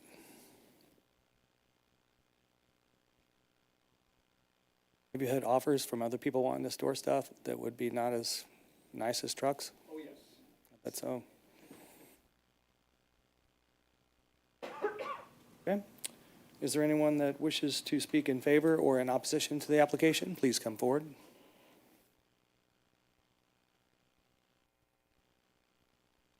Okay, any additional questions from council?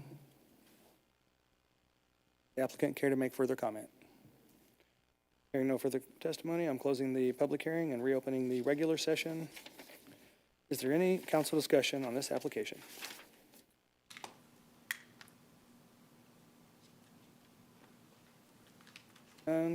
Councilmember Shields, would you please read bill number 24-058?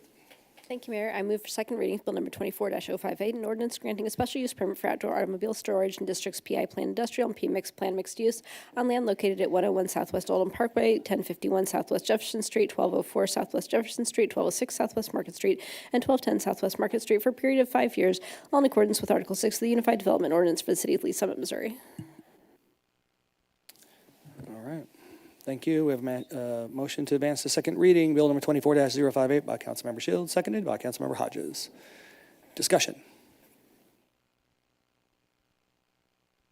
Seeing none, please cast your vote. All votes are in. Please record the vote. It's unanimous, 8-0. Go sell some trucks and then develop something.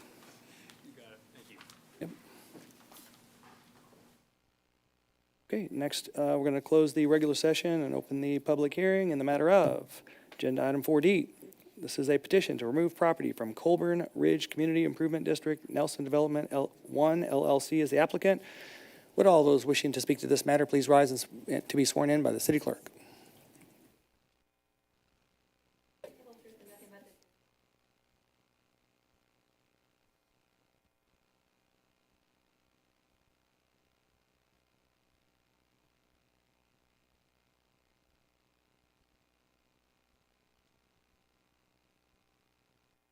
Good evening, David Bushek, Chief Counsel of Economic Development and Planning. I will start the public hearing tonight on this matter. This is a somewhat unusual public hearing.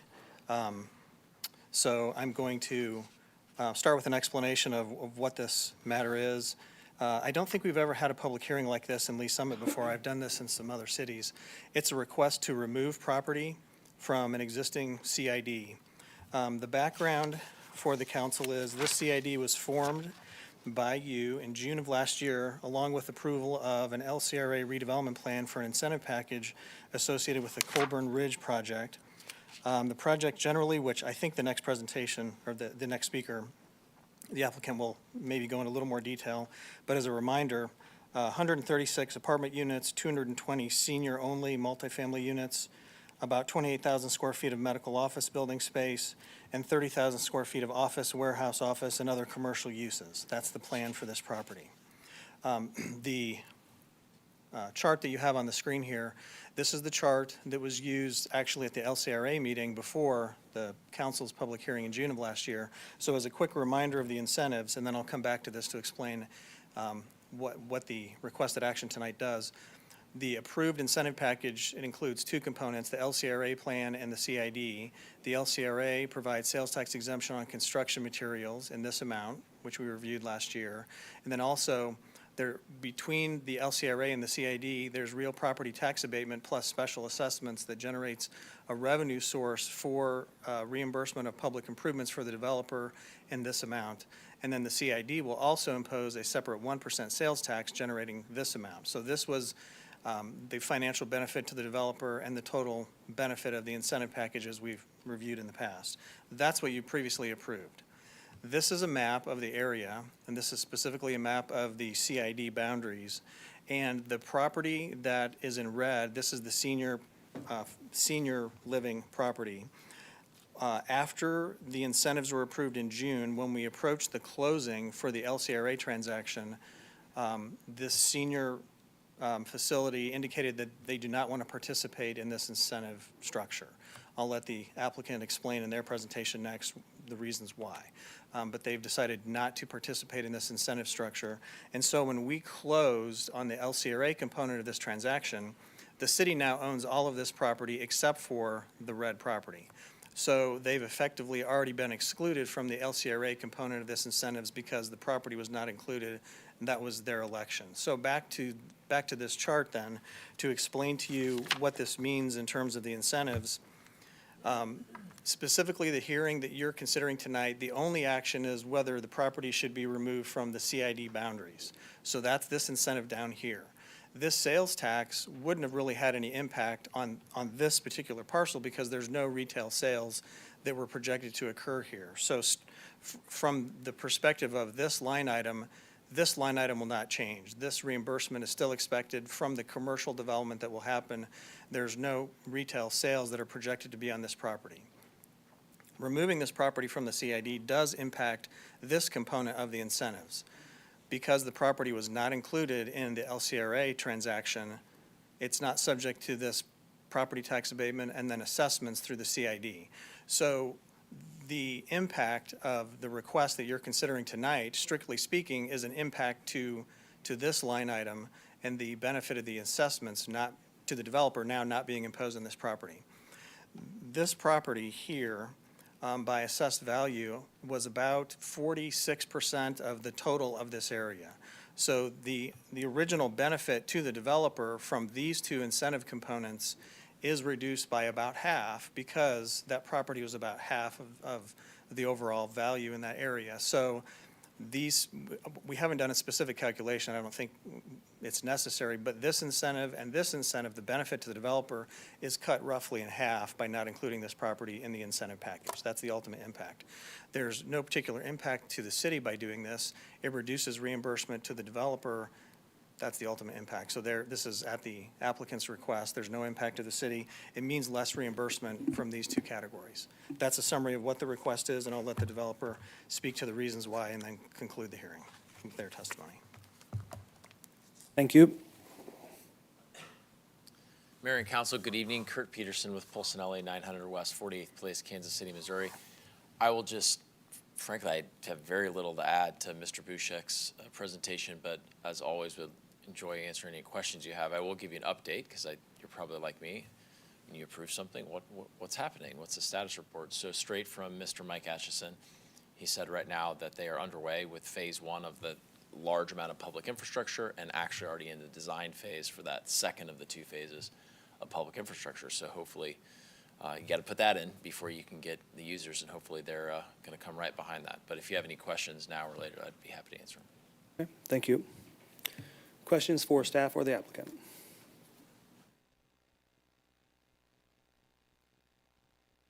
Felker.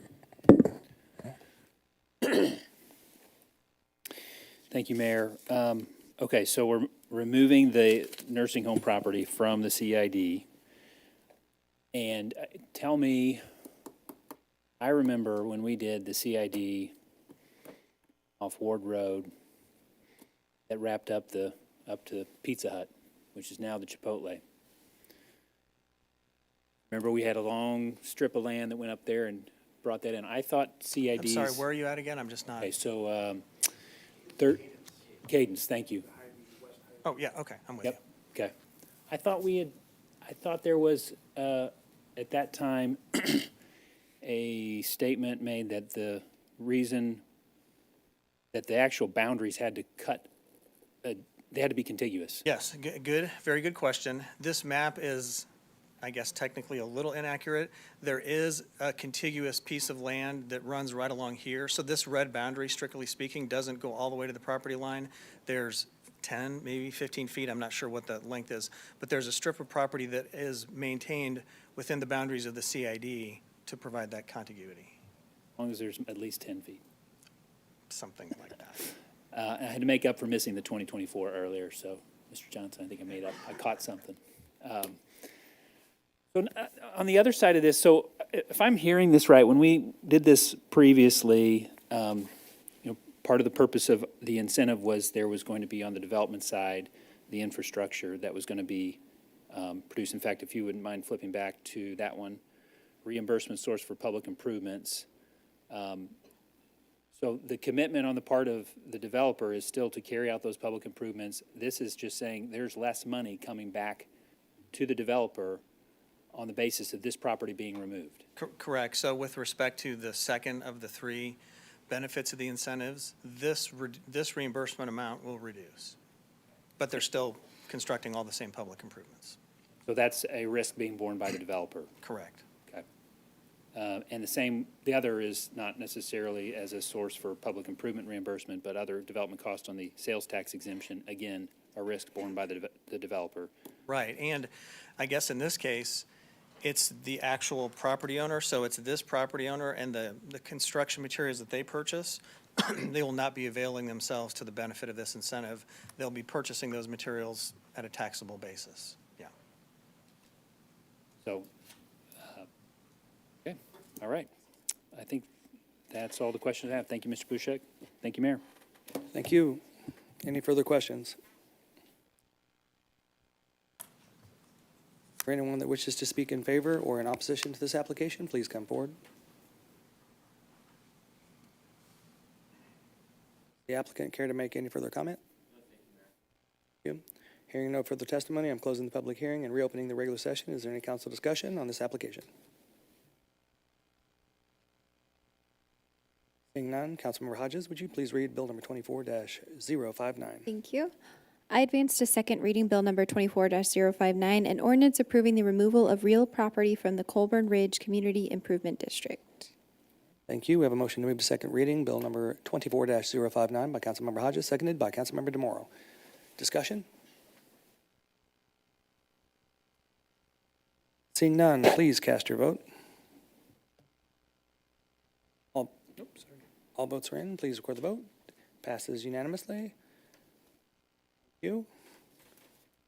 And it looks like it's going to be the Kurt Peterson show and David Bushek show from here on out. So we're going to close the regular session and open the public hearing in the matter of agenda item 4E, public hearing for the petition for establishment of the Bayberry Crossing Community Improvement District. Bayberry Crossings Baceline LLC is the applicant. Would all those wishing to speak to this matter please rise, be sworn in by the city clerk.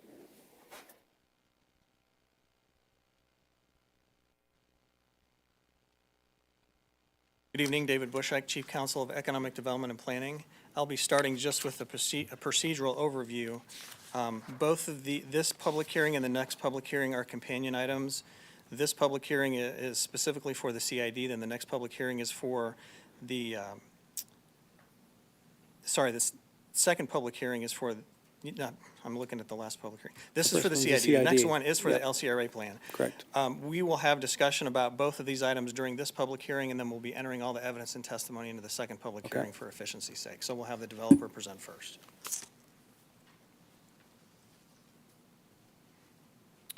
Good evening again. Kurt Peterson with Polson 900 West 48th Place, Kansas City, Missouri.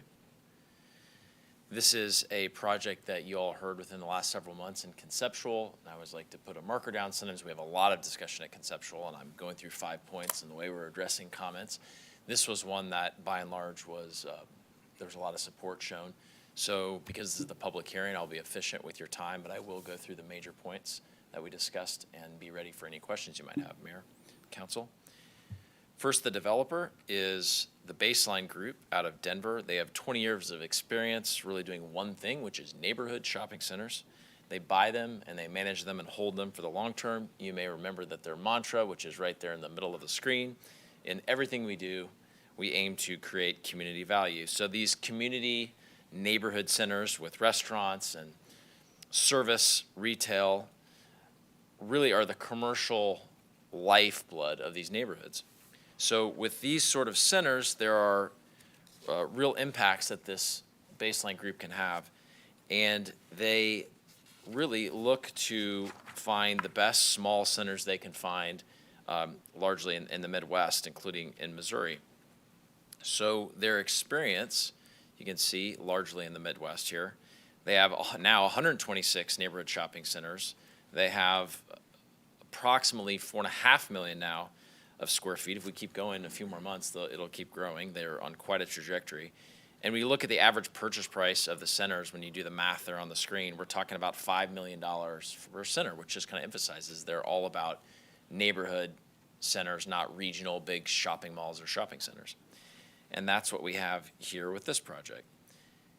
So in Missouri, to give you their pedigree within the state, there's actually another one from St. Louis they recently purchased that's not here.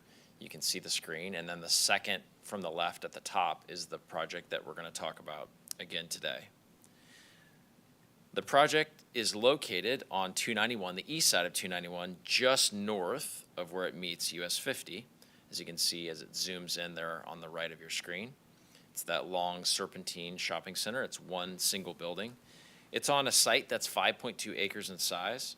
The center has approximately 54,500 square feet of small shop space, and right now it's 80% occupied, 20% vacant.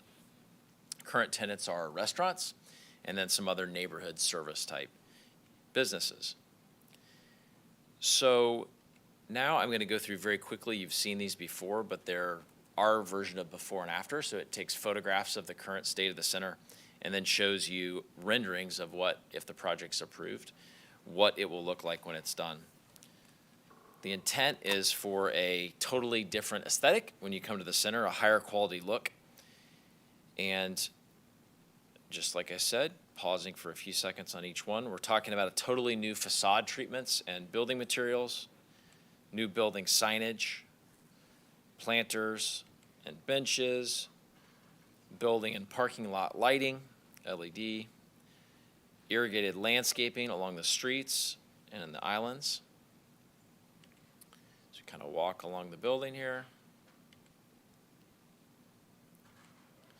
We get down, you may remember my comment that this is not a landscape plan that was rendering. This is simply showing you where landscaping would go. This is not the plant material per se. And this gives you a shot of a number of the different places in the shopping center where the landscaping will be installed. So in addition to what I just showed you on the screen, we will also have a lot of capital investment in other building site infrastructure, a lot of it that you won't see, TI inside the vacant building spaces, et cetera. And again, at the end of the day, the look and the feel and the identity of this neighborhood shopping center will absolutely be transformed, which is the goal. This property is, with respect to the city's incentives policy, is located within the Missouri 291 North Corridor Target Planning Area. This has thus been earmarked as something the city finds as an appropriate site for use of incentives and for transformational reinvestment, just like this. It's also within the 50-291 LCRA, which is how we can use the LCRA tool that Mr. Bushek mentioned. The proposed incentives, as David said, is a CID 1% sales tax and then use of the LCRA tool for sales tax exemption, sales tax exemption on construction materials. The real question I think probably that comes to your mind that I mentioned several months ago was, wow, this looks kind of small, as you'll see, you saw in David's slide materials in the packet, and he'll mention in a minute, compared to a lot of the projects we do in Lease Summit. But again, this is the kind of project they do. They focus on small shopping centers. So financially, they're not huge dollars, but my baseball analogy from last time, as I try to always use one each evening at hearings, is a single, right? But it's wonderful. It's what all of us daily go and use, these neighborhood shopping centers. And in doing their singles, it does not make any sense to come in and put this kind of investment into a shopping center like this, because sometimes when we have shopping centers and we come and put millions of dollars into it, we're looking to somehow increase rents, right? Get a return on that investment, because that's how we do that as commercial real estate developers. But here, when you have good neighborhood retail and restaurants, you're simply wanting your building and your center to be beautiful, but you're not going to get the Apple Store, right, by doing this. So the hope is that the council would support this and see that this is really the way you can get a center like this transformed. We've had a couple others like it. In fact, this exact incentives mix, it's funny, Mr. Felker, you were just asking about Cedar Creek, and that was where we did the CID exactly the same way as this, and I hope all of you have been over to Papo's Pizza and some of the other things at Cedar Creek, and it's really transformed. It really looks great. So with that, I always like to put the sources and uses up so you can get a sense for, in this case, how the CID sales tax would be used. The cost for the project are in the middle column, and then the CID reimbursable cost are in the far right column. You can see that it focuses on the building, the CID that is, focuses on the buildings themselves, the building itself, the site, the facade is what I'm trying to spit out, the landscaping and the irrigation, the signage, the lighting, and then the benches and planters are what we focus on there, which makes up approximately 14% when you think of an incentives to overall project cost metric that we always look at. This familiar slide takes the total amount of construction materials and shows the impact to overall and then to Lease Summit of the sales and use tax exemption. You can see the Lease Summit number is the $16,000 there in yellow in the middle of the screen.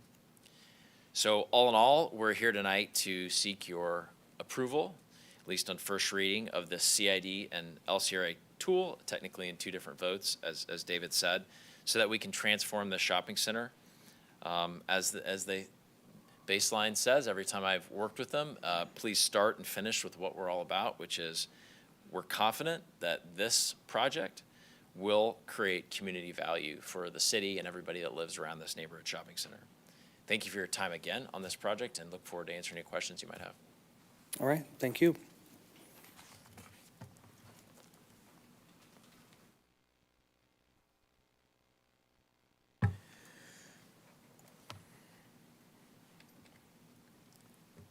I'd like to start by entering into the record Exhibits 1 through 11 as they appear in your meeting packet. Please enter into the record 1 through 11. And I will walk through the slides that you're familiar with seeing to summarize this incentive request. So there's 2 components to this incentive request. There's the Community Improvement District that would impose a new 1-cent sales tax and provide up to about $1.45 million in reimbursement to the developer, which is about 13.5% of total project costs.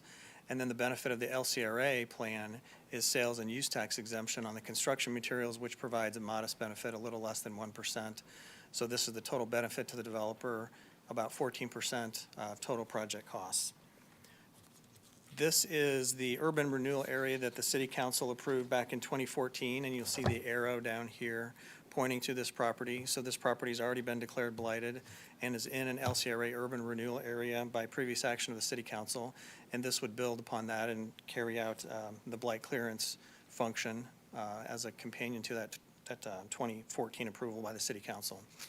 This is the snapshot then of our use of LCRA plans and the sales and use tax exemption that the City Council's provided.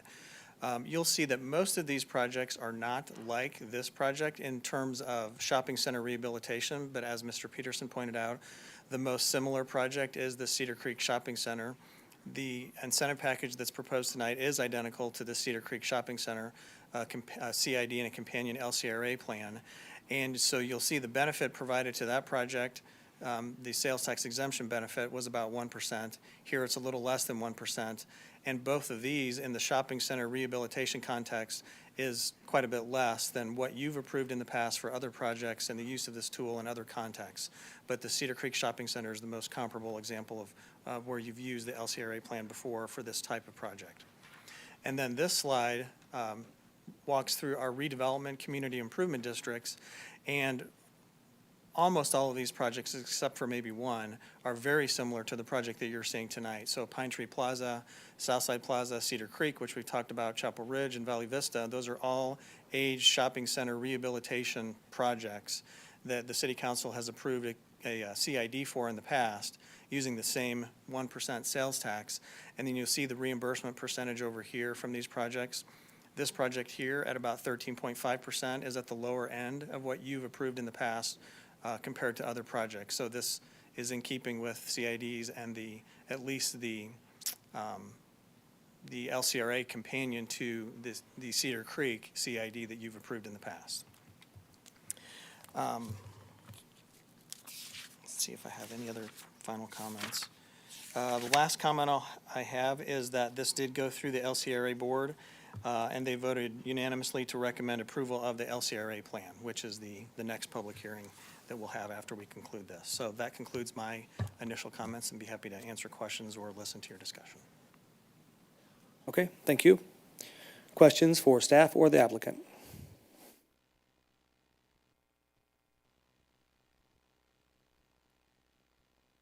Councilmember Felker. Thank you, Mayor Peterson, Mr. Bushek. I go through some of these questions. I probably ask them each time, so probably because I need to just learn it all over again. Sometimes I think it's just good to understand what we're doing. And when it comes to a CID, we've had this kind of dialogue where it's a 27-year authorization to have the additional sales tax in place. And it's really, the risk is on the developer to actually recoup over that time frame. In this case, the 1.456 million. I think that's the number we're looking at. Wrong number. Yeah, there we go. So in the event the shopping center performs wonderfully, this 27-year time frame could actually be shortened. Correct. On the other hand, the LCRA is kind of a one and done. It's once that benefit is obtained, it's not as if we're relying on the performance of the center to for the developer to reap the benefit of the incentive. That's correct. Okay. And as we talk about like the percentage of project costs, again, it's in our packet, but it always has, and I guess when you look at the comparator, thank you, this total project cost always includes also the acquisition cost. Correct. Just as we kind of think through, okay, in this case, there's $7 million for acquisition, give or take a little bit, and then the balance of the 10.8 million is a mix of the various redevelopments, some of the soft costs and so forth.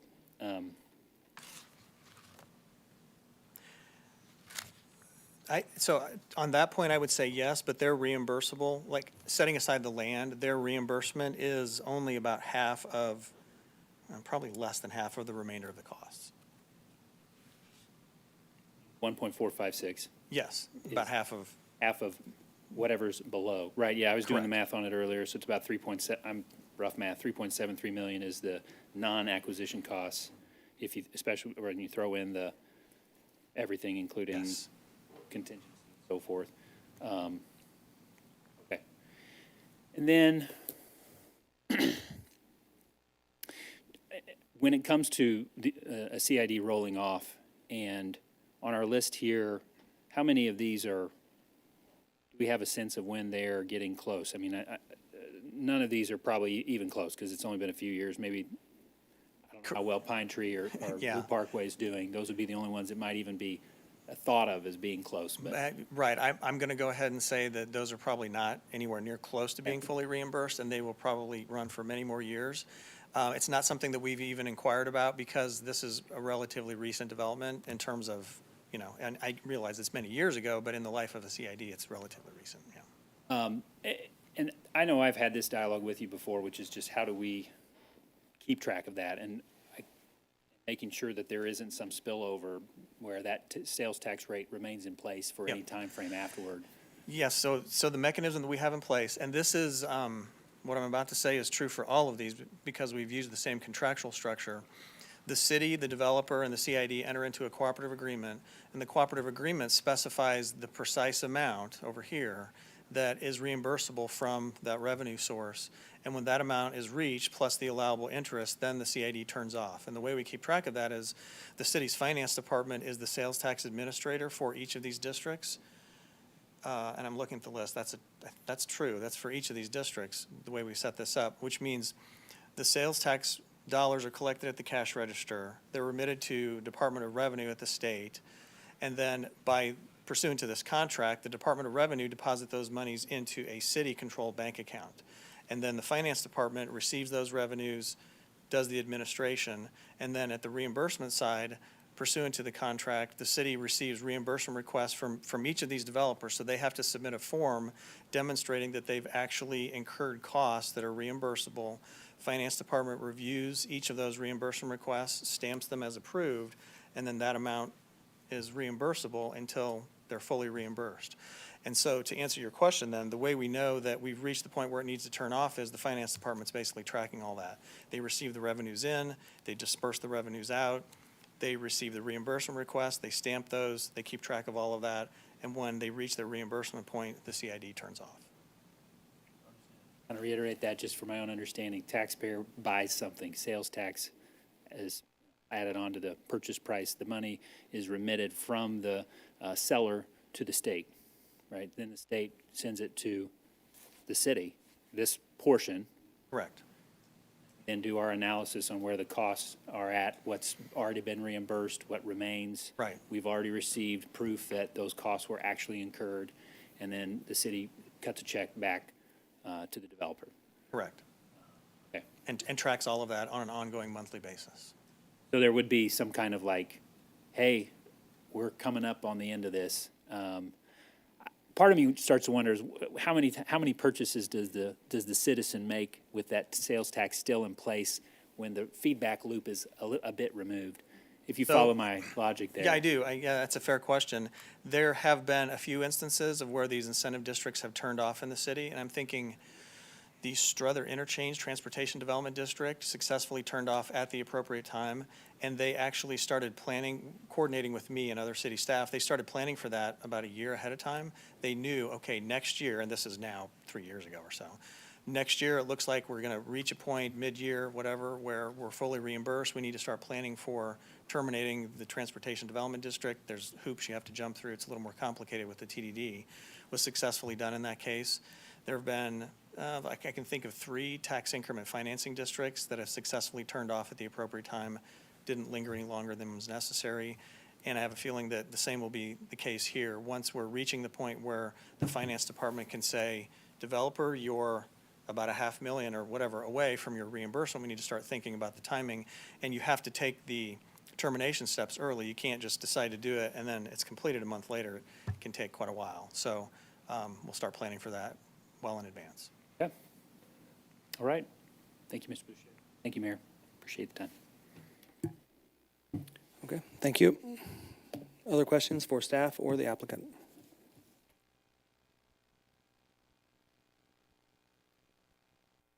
Okay, is there anybody that wishes to speak in favor or in opposition to the application? Please come forward.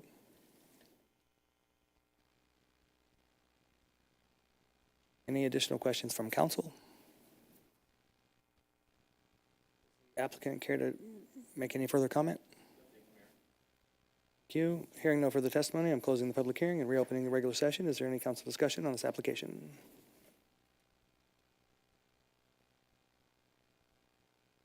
Seeing no further questions.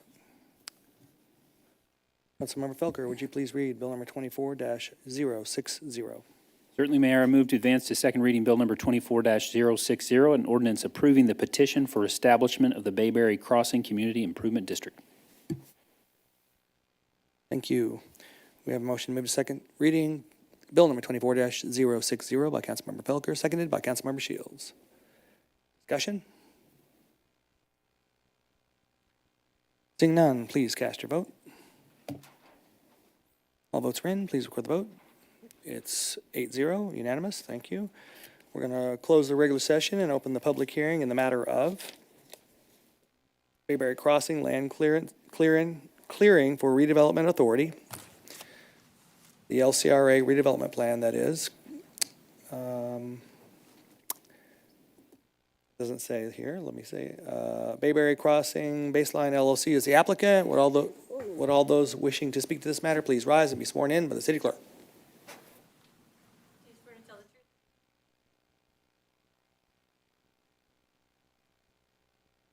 Mayor, I will start by entering into the record exhibits 1 through 6 from your meeting packet. Please enter into the record 1 through 6. And then I will also offer all of the evidence and testimony from the previous public hearing into this public hearing, and then be happy to answer questions or have additional discussion. Please enter into the record all of the previous public hearings records. Thank you. Be happy to have any discussion about this. Very good. Mr. Peterson, do you want to add anything? All right. Basically, they went ahead and did the presentation for the LCRA along with the CID in the previous public hearing. Are there any questions for staff or applicant? Is there anyone here that wishes to speak in favor or in opposition to this application? Please come forward. Is there any further staff or further council questions? Does applicant care to make any further comment? Hearing no further testimony, I'm closing the public hearing and reopening the regular session. Councilmember Pryor, would you please read bill number 24-061?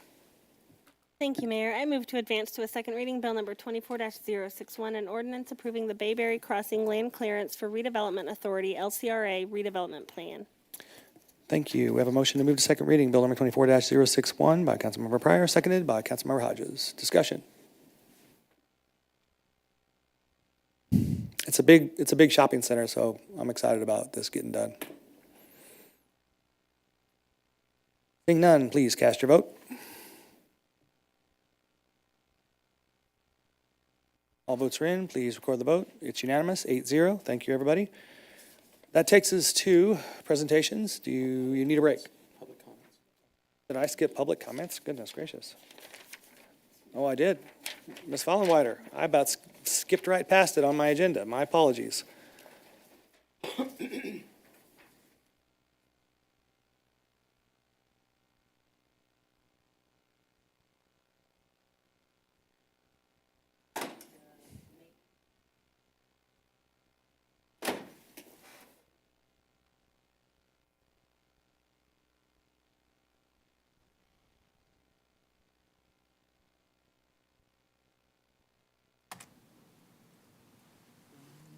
That's what I've done.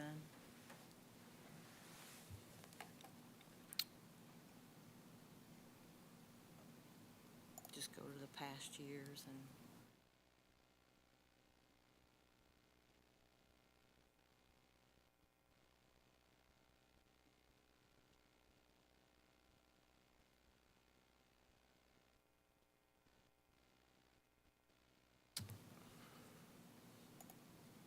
There you go.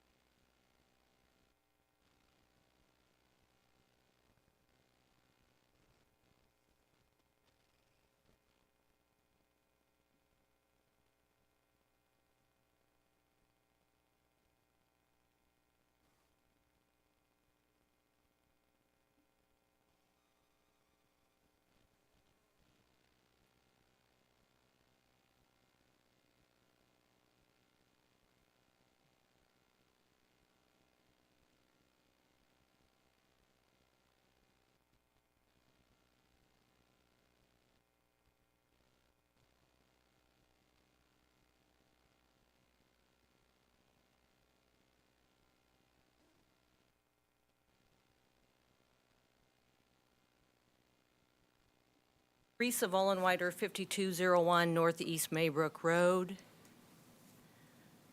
Well, I'll go ahead and start her up.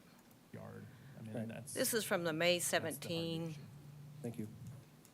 Councilmember, Mayor Pro Tem Lopez. Just a quick question regarding the sewer line. Are there other options for this Audio. applicant to connect to other? Can we get the audio turned way up in the audio visual room? There's an option to get an easement from the property owner to the south, but it's more of a roundabout way. You would. Why does At night. Over, You would. over, come south, and then come down and connect. But the issue is that we're starting to work with, and we just briefly discussed this with Public Works, but we're starting to put an option that would come. So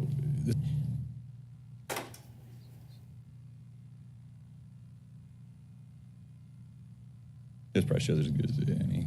So the sanitary sewer essentially runs down here in this creek. So one of the easiest option is obviously just to come directly to it.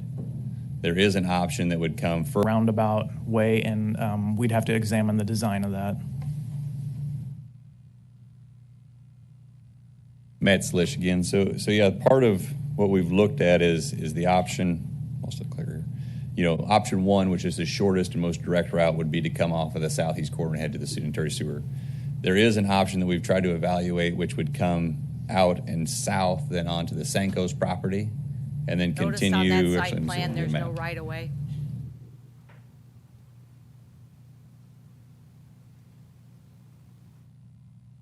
This probably shows as good as any. So the sanitary sewer essentially runs down here in this creek. So one of the easiest option is obviously just to come directly to it.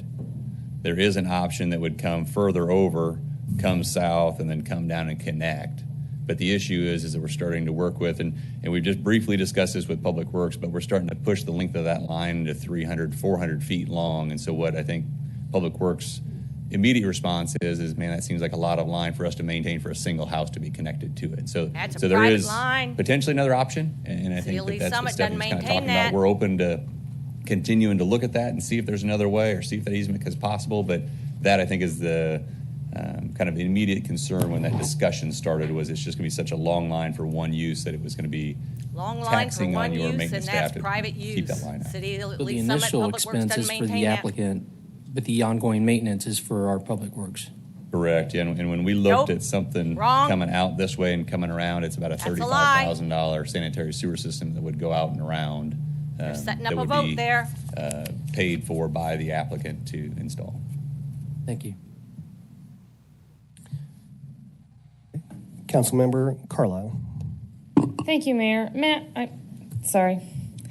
So you said to what you just drew out with your little hand here, how far, you said that's 300 to 400 feet to It's- connect, to go within, I'm assuming the property line is there for the neighbor, so you have to go that way and then come over to miss the other neighbor? Yeah. So if you look in here, I think we can kind of show you. The lines are a little tricky as they get in there. Now the right-of-way's This line there. with kind of a little blip on it, that's the road right-of-way line. So that's the right-of-way of Mayberry. Now he's got it on there. And so you can see that up to about a point right here, that creates that sliver that is owned by the adjacent property owner. Remember. And so in order to get onto our own property and only cross Plan road is right merely away, a we'd have to picture. come over somewhere near this Survey utility is pole the that substance. exists before we could come south across the public road right away. And how wide is that blip that you just called it? Blip. That the other property owner owns? Oh, right in here? Uh-huh. So obviously it starts at 0 here, and I think it goes up to somewhere in that 18-foot range, somewhere in that neighborhood, I think That's my property. So what we're truly asking for that is forcing us to either put this septic system in or Forcing go over us. here for 400 feet of line Not the city. is 20 feet across across the her adjacent property owners. And how wide would that be? So it'd be 20 feet in length to go across? Yeah, and I think typically we make a sanitary sewer easements based on depth, but you could say 30 feet would probably be the maximum width we would have to have across that property. Okay. And that would cost the applicant how much? I honestly, we haven't even priced that option because we've been shut down by looking at it, but I would say projecting if the other way is $35,000, this is probably a $25,000 option or something to go across there. Still expensive, but the applicant, again, would be happy to do it because it relieves them of having maintenance on a septic system and taking care of that. And how much does the septic system cost? Probably somewhere in the neighborhood of 10 to 15,000, It's depending on how the private. system works. And then if it breaks and they have to clean it up, how much Yeah. is that gonna cost? Yeah, again, it could go anywhere. So there's yearly and continuous maintenance on a septic. Ultimately, you cannot put a private line through somebody else's property, a sanitary sewer line. The state does not compel landowners to provide easements for sanitary sewers for good reason, I might add, because it can create public health hazards on people's property. Not even right-of-way can a sanitary sewer line go through somebody else's property. Because if that road is vacated and that the landowner gets all their rights back, that landowner does not want that sanitary sewer through their property. They don't want the driveway on their property either. So I'm feeling like in this city council meeting, they were setting up a vote by trying to convince council members, I think, it's my opinion, convince council members that private sanitary sewer lines can go through public right-of-way when that public right-of-way is owned by somebody. And in this case, it was owned by me. And that sanitary sewer line went through my property. Whether they went a roundabout way or whether they went direct, it went through my property. And one way or another, I got compelled to let it go there. All right, thank you, Ms. Fallenwater. But you can go to the city's website and find out that they say to the public sewer, that's private. All of you know that. Everybody up here knows that. Probably everybody else knows that. Okay, we're going to go to, do you need a break or are we good? Let's power through then. All right. Then we're going to go to presentations. Glad I don't have to see any more video of when I had hair. So I did lose the weight that I gained over the last 6 years in the last few months, though. So I did make one recovery over the last 6 years. I feel like I was watching an old movie. Stop. You are going to be on the dais for a lot longer. You need to be quiet. You're setting yourself up. All right. Presentations, we've got a memorandum of understanding between Suburban Land Reserve, Inc. and the City of Lee's Summit for development of land owned by Property Reserve, Inc. Looks like we've got Mr. Bushek, Mr. Peterson, and Mr. Van Buskirk. But also I see SLRs in the crowd. 6 years we've been working on this, and this whole community has been talking about this for a long time. So this is actually a very, very big night. Very big night. Yes. Thank you, Mayor. David Bushek, Chief Counsel of Economic Development and Planning. This is not like most of the presentations I give you, which are factual and legal. Like you said, this is a very significant event for the City Council tonight. This is the first public setting where we are discussing the city's cooperation with Property Reserve Incorporated and Suburban Land Reserve and their development of over 4,000 acres in the city. The order of the presentation tonight, I will be talking a bit later, giving you some background information about the property so you understand the scope of this. I know you're all generally aware, but I'll have some information for you to set the stage for what we're going to be doing for quite some time, many years to come. We'll be talking about what our goals are for coordination with SLR. I'll be providing a summary of the Memorandum of Understanding, which is before you for approval by ordinance, and then we'll talk about what happens next after you take action on the Memorandum of Understanding. But we will start with a presentation, the next two slides, presentation from the SLR team by Tyler Buswell and the rest of their team. He will introduce the rest of their team, provide some background about the parties that are involved, the parties that are here from Utah, and the background of their development efforts in other cities and how they plan to approach their coordination with the city. So I'll turn the podium over and then I'll talk to you about the property when they're finished, sorry. Good evening, council members. Great to be here. Very impressed by how long you've been taking and being thoughtful about all these different things. So my name is Tyler Buswell. I'm the president of Suburban Land Reserve and the global head of land for Property Reserve. So I'm here in my capacity for both entities. And I just thought it'd be helpful for you to have a little bit of background of who we are and you know, what's important to us, what our values are. So Property Reserve is the property investment arm of the Church of Jesus Christ of Latter-day Saints. We're a property investment company, and ultimately the proceeds go back to the church. That's really what it is. But we invest in all sorts of different asset classes that you would expect from any property investment company: office, industrial, retail, multifamily, you name it. One unique asset class that we are heavily invested in is what we have here in Lee's Summit. We invest in land. And we are not like a lot of land investors that are looking for 5 or 10-year investments. We do 30, 40, 50-year investments. So the 4,000 acres that Property Reserve owns here in Lee's Summit was purchased in the 1980s. Again, this was a long-term investment in this community. So that's Property Reserve. Suburban Land Reserve is a wholly owned subsidiary of Property Reserve.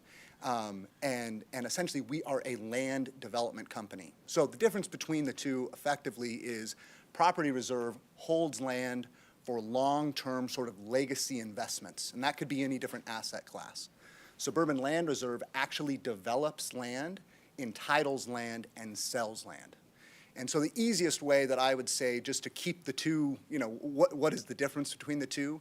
Property reserve is investing in whatever the asset class might be for longer than 5 years. Suburban Land Reserve is actually developing and selling property, essentially sort of, moving that development process forward on raw land. So that's essentially the differences between those two. And again, I have roles in both companies. But sometimes you or other members of your staff may meet with members of my team, and they will introduce themselves as they work for Property Reserve or they work for Suburban Land Reserve. And that is intentional because they are different companies and they have different purposes. Mr. Buswell, so just to kind of interject. Sure, go right ahead. This is actually a great night because the council has not really got to interact with Property Reserve or Suburban Land Reserve. I mean, staff has, but we haven't. So this is actually one of our first times to actually be face-to-face with, we talk about you a lot, though. I mean, because it's. Hopefully kindly. It is. It is kindly, but I'm just saying it's a constant topic. But sure. So thanks for being here and keep going, sir. Yeah, no, thank you. And so I did want to give you, we've got a couple of slides here. I think this is helpful just, for something to think of. Again, we are legacy long-term investors. And really, what do we care about most? It's really two things. We want great communities. We want to build great communities. Here's the deal. Lee's Summit is already a great community. We are excited to be here. Again, this investment, that the seeds were planted a long time ago, and we are excited for, the growth that's been here in Lee's Summit, and we're excited to continue to build this community and be part of that. And so also as part of that is we really value meaningful relationships with cities and other local stakeholders. So that is super important to us. No matter where we are in America, if it's an office building or if it's multifamily or if it's land, whatever the case might be, because we ultimately represent a church, it is very important to us that we are involved with the community, we care about the community, we want to be builders of the community and help in any way we can. So again, I think I've sort of differentiated between Suburban Land Reserve and Property Reserve. I hope that is helpful. I did want to just give a brief overview of why the Memorandum of Understanding is in the name of Suburban Land Reserve. It's essentially because Suburban Land Reserve is a master developer. It's a master developer, master planner. We do large master plan communities all over America. Effectively, that means we entitle, we develop, and we sell property. And there's examples of this all over. One that I think that this community might be interested to know about is, and I think is very comparable to what we are hoping to do here in Lee's Summit, is a project in Surprise, Arizona, that was purchased in the 1980s, similar to the property here. So if any of you have been to Royal Spring Training, it's literally right around the corner from Royal Spring Training.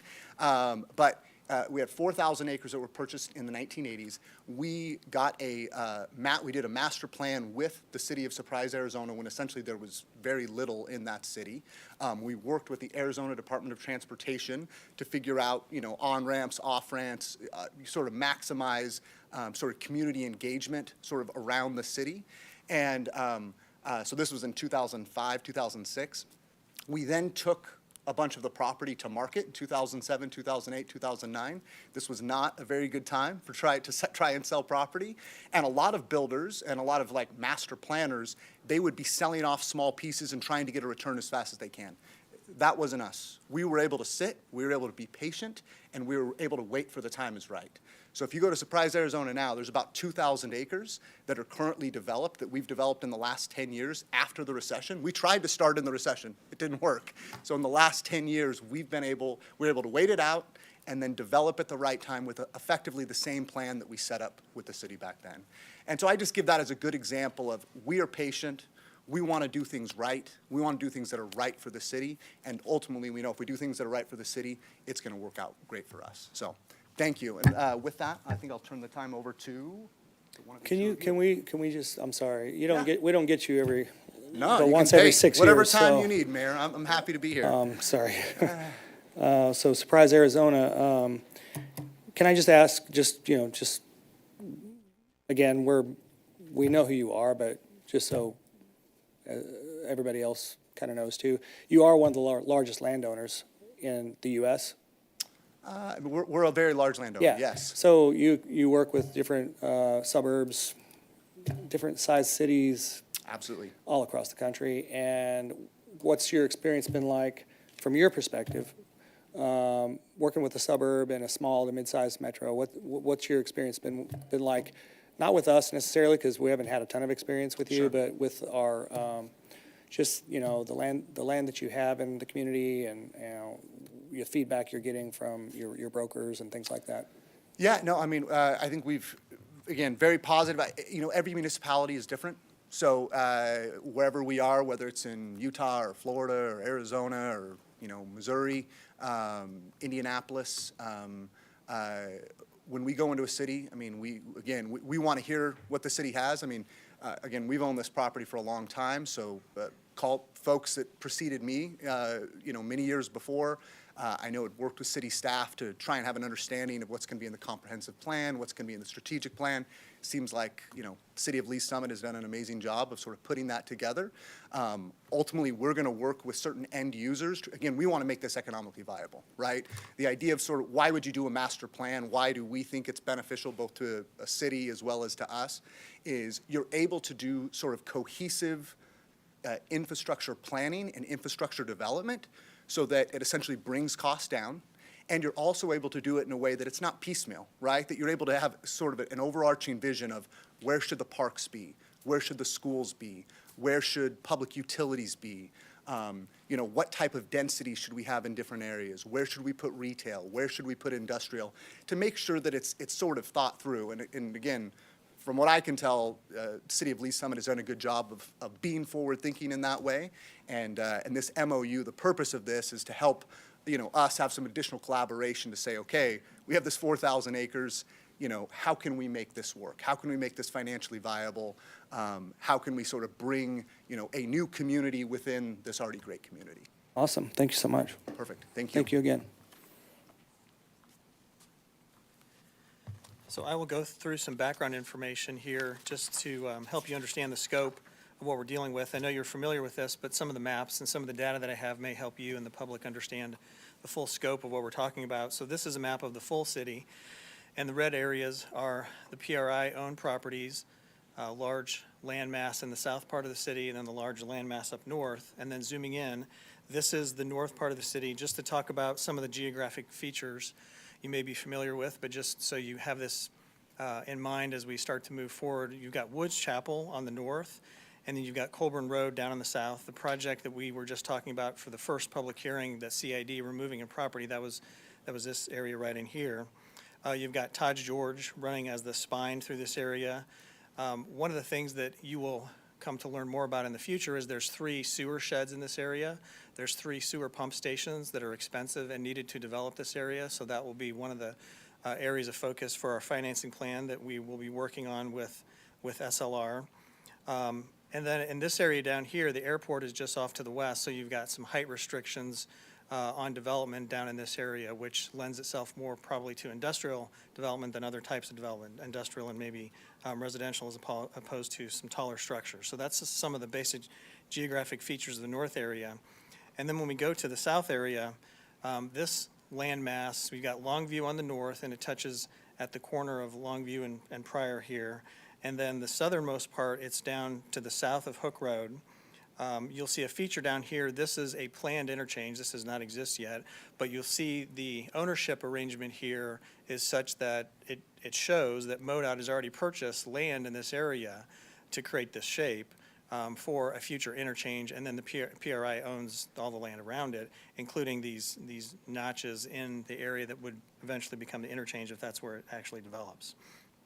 Another unique feature that I'm sure you'll hear about in the future when we're talking about the alignment of arterial roadways is there's basically an elevated spine. The mouse is not cooperating, but there's an elevated spine that runs across this property. And so one of the things that will be studied in the near future is the alignment of Shearer Parkway and where that road should go in this vicinity. And I think that the topography of this land and the spine that's running through this property will become one of the significant features of that placement, but that's something that it will be studied in the near future. And then on the west, the property goes all the way over to the Longview area, and then obviously to 291, with the exception of this property that extends to the east in the vicinity of that interchange. So that gives you a sense of the land areas that we're talking about. The scope of the property, total property altogether is over 4,200 acres. The north area is about 1,060 acres. The south area is over 3,100 acres. Some of the facts that we've gathered to give you a sense of what we're dealing with here: Lee Summit is the 6th largest city in Missouri, both by land mass and population. This 106,000 population, that's Development Services, our Development Services Department's current estimate of population. The decennial census that happens every 10 years was over 101,000. And then based on building permit information and other data that Development Services tabulates on an annual basis, their estimate is that our population right now is at about 106,000. There's over 1,000 municipalities in Missouri. Many of them are very, very small, but they're technically incorporated municipalities. And if the PRI land, just this 4,200 acres, were to develop as its own city, if you could imagine that, it would automatically be the 105th largest city in Missouri. So it'd be larger than most municipalities that already exist in Missouri. And just another interesting fact, Lee Summit is 317th largest in the nation by land area. I thought that was interesting. So if you were to list cities in Missouri and look at this is the land mass is what we're looking at. You see the PRI land here is somewhere in between the size of Hollister and Oak Grove. So the PRI land alone, bigger than Oak Grove, bigger than Grain Valley, bigger than University City, and you'll see the population of University City to get a sense of how many people you can pack into an area that's a little smaller than the PRI land. So that gives you a sense of the land mass we're working with. And in a very real sense, what we've been talking about with PRI and the financial discussions and the infrastructure planning that we've been engaged with over the last few years, it's very literally like planning to build a city inside the city. So this is a very unique opportunity facing the city. And the thing that occurred to me when I started working on this, you have, if you think personally, you have like once-in-a-lifetime opportunities, maybe once-in-a-generation opportunities for your family. This is a very unique once in the city's lifetime. This is a sort of opportunity that most cities do not experience. I've talked with my partners at the law firm I used to work at, specializing in land development. Their clients are almost exclusively municipalities. And I've asked my former partners, have you ever worked on a project like this? Have you ever experienced any, a landmass this large? And the answer is no. We can't find an example where we're attempting to plan for the public infrastructure for what amounts to a large city already inside a city. So it's a very unique situation that we're facing, incredible opportunity for Lee Summit that most cities do not get to experience. The PRI land release process, they plan to, this is what we've been told, they plan to release land in 5-year tranches. That's a word that's been used I've learned about quite a bit over the last few years. Tranche is the French word for slice. That's what that means. So you hear tranches of bonds, a tranche of land being released. It just means a portion of the land. That's a fancy French word. Then, as has he indicated, they're planning to sell to developers ultimately, and the size of their 5-year releases are going to be based on what the market can absorb, how efficiently we can fund, or they can fund, or we cooperatively can fund the public improvements. And then there's obviously the tax considerations they have to consider when they're transferring land from PRI, nonprofit entity, to SLR, and what sort of tax restrictions they have to work with. But the general plan is to release land in 5-year tranches. One of the questions that I've asked most recently is how many tranches might there be? The answer is there will be at least 2, and there might be more. So they're and they can answer questions tonight if you'd like to hear more about that. That's about I would usually eat about a half of a pie, so yeah, that's a slice. There you go. I mean, so possibly half the pie in the first 5 years. I mean, and then we'll see how things develop every 5 years in the tranche, the slices at that point. Our goals for coordination, we've actually mentioned quite a few of the goals during the presentation tonight. We're trying to be proactive. We're trying to plan for infrastructure in a positive way. We're trying to establish a long-term plan, which is what we do with our comprehensive plan and our strategic plan. And now this, like I said, this is a rare opportunity to put those plans to use and to plan for efficient land use, efficient land development, and efficient financing of the infrastructure so we can maximize the development opportunity in this area, and it's most beneficial to the city based on how we finance these infrastructure improvements and how the land develops over time. So to answer a question you might have, what does the MOU do? It sets the table for our cooperation. We'll be working on all the items that I mentioned. We'll be working on the land use planning for this area. We're already talking, we've talked quite a bit about an infrastructure financing plan. So in the future, you will be hearing more from us in cooperation with their team on a financing plan.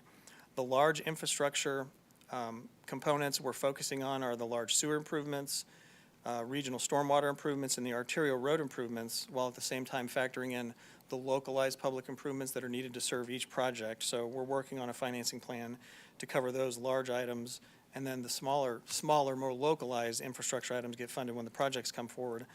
The MOU also sets the stage for real estate agreements with PRI or SLR to acquire property for the city's uses. So that could be any type of municipal uses. We'll be discussing that with the property owner, and we know that the school district has already engaged in discussions with PRI about land acquisition for school facilities also. So those discussions are already occurring at the same time we're working with SLR. What does the MOU not do? Maybe another question you have. There's no payment obligations that are undertaken by the city through this MOU. We're not undertaking any construction obligations. We're not undertaking any real estate obligations. We're not committing to purchase any property. In simple terms, the MOU is a contract to agree to cooperate and work cooperatively to develop all the things that I just mentioned. So you're not committing to spend any money if you approve the MOU. You're not committing to any real estate transactions. Those are all items that will happen in the future. So I think that answers those two questions. What is the MOU? What does the MOU not do? And what does it not do? I think that's a good summary of what it does. Before I go to the last slide, I will turn the podium over to Mr. Pierson, and I think he wants to talk about a few items connected with the team that he's working with. Mayor and council, good evening. One, the highlight of the evening by far was David teaching us French words. I've never seen him do that. I don't know where that came from. That was really entertaining. That was great. And the other thing I wanted to say was it is a privilege to be here. I have been able to work with and in the city for a few years now. And everybody knows I do it with a smile. I love it. We have been talking, all of us, for so long about this. I just want to say it's really a privilege to have worked the last number of months with David and Ryan, especially and the rest of professional staff, because this is so big. This is just a spot in my career even get to be a part of this. So I'm thrilled about it. I have very little to say, but I thought you might find it helpful because we've had so many conversations with staff, and this has been going on for months, and then we end up and we have just a moment in time before you. So here's what came out of a recent meeting with some at the city that I thought might be helpful. There was this question of, well, okay, we've heard the phrase master developer. Tyler mentioned it several times. SLR will be master developer. Like, what is that really? And I thought Tyler did a really good job of describing the first part of what, in this instance, your master developer will be doing. And that's working on a master plan, which includes, again, Tyler said all this, so I'm spending 10 seconds on this part, which is figuring out what uses go where, right, across the 4,000 acres. What makes sense? We need a cohesive plan. And then, by the way, don't forget, you need public infrastructure to feed it all, or it's folly, right? So he described that, this master plan that's a collaborative process of SLR working with the city. So that's the first part of being a master developer. The second part, which is among others, but I get to work on a lot and have been working on with David and Ryan and others, is a financing plan. And again, you're not going to hear in great depth tonight about it because we're in the process of working on it, but the MOU lays the groundwork for it. And the financing plan says, okay, great master plan, but how do I pay for all this, all these 3 lift stations and everything else that goes into making sure the infrastructure is in place for the 4,000 acres? So we figure that out. And the second piece that you'll see is figuring out how do we make sure we're staying competitive to get businesses across these different sectors, or developers in some instances, to come in and buy the land and to build the right things in the right places, to make sure we get the very best, not just anybody that decides they might want to come to Lee Summit. So the public infrastructure and that sort of inducement, or making sure they're competitive together, make sure this all builds out. Because if we have a great financing plan for the infrastructure, but we can't get the developers and the businesses to come because it's not economically competitive, then there's actually no public infrastructure money because it all feeds off itself when you build. So I wanted to conclude by saying I think there's somebody from the dais that's pounded this again and again that you'll recognize when I say this, but try to be a good student. When we sit in the background and working on, you're going to see a bunch of spreadsheets and financial modeling about what this means for the city. Just know this is going to be an incredible return on investment, ROI, for the city. We're talking sales tax, we're talking jobs, we're talking the multiplier effect that we oftentimes put on the screen and talk about when you create jobs and businesses, what that does, the ripple effect. We're talking about single-family housing for sale, for rent, multifamily, all types of housing to meet what is a great demand for additional housing, again, of all types in the city. And then all of that done in a really, I think the best word is a balanced way, making sure all that together is done in a balanced way that's consistent with, I think it was Tyler that actually brought it up, the strategic plan and the comp plan that I've watched be worked on by many of you, and certainly staff for the last several years, like all that effort. This is all going to be consistent and done in a balanced way, and I'm just thrilled to come back with this team and with David and work on the financing plan and see you all over the coming months. So thank you for the privilege of being a part of this. All right, thank you. And I'll conclude just with a summary of what's going to happen next, what you're likely to see next. We're going to continue to do what we've been doing with PRI, developing the land use plans, infrastructure financing scenarios. I've built a financing model for this property. It's unique to this property. It will allow us to run all sorts of scenarios, financing scenarios for different tranches and portions of the property. Right now, we're focused on a large chunk of the north property and some financing scenarios, but it's a tailor-made set of spreadsheets that I've prepared just for this project, and that's going to be a significant basis of our work on the infrastructure financing plan. And we will continue to work on that going forward. And so in the future, ordinances that you're likely to see, future action items for the city council, and again, we're continuing to work on this, so don't have a precise timetable, but you will likely see a financing plan, ordinances to set up the financing tools, ordinances relating to real estate transactions, and then obviously when the development projects come forward, your zoning ordinances, PDPs, and rezoning ordinances. But we're going to do our best as those projects start to be vetted. So when the pre-application meetings start to happen between potential applicants and city staff, we're going to be using that information in our financial planning for the infrastructure that's needed. So we're coordinating carefully for what they're bringing forward in the scope of development and evaluating what sort of revenues that can produce from these tools and for the city, property taxes, sales taxes, personal property taxes, and so forth, to analyze what sort of financing packages we can put together to fund the large infrastructure projects.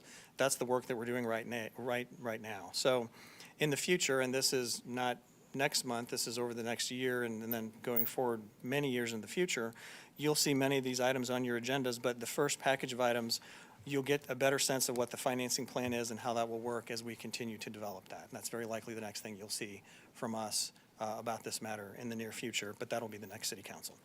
So that concludes our summary. That concludes our introduction to you about this fantastic opportunity facing the city.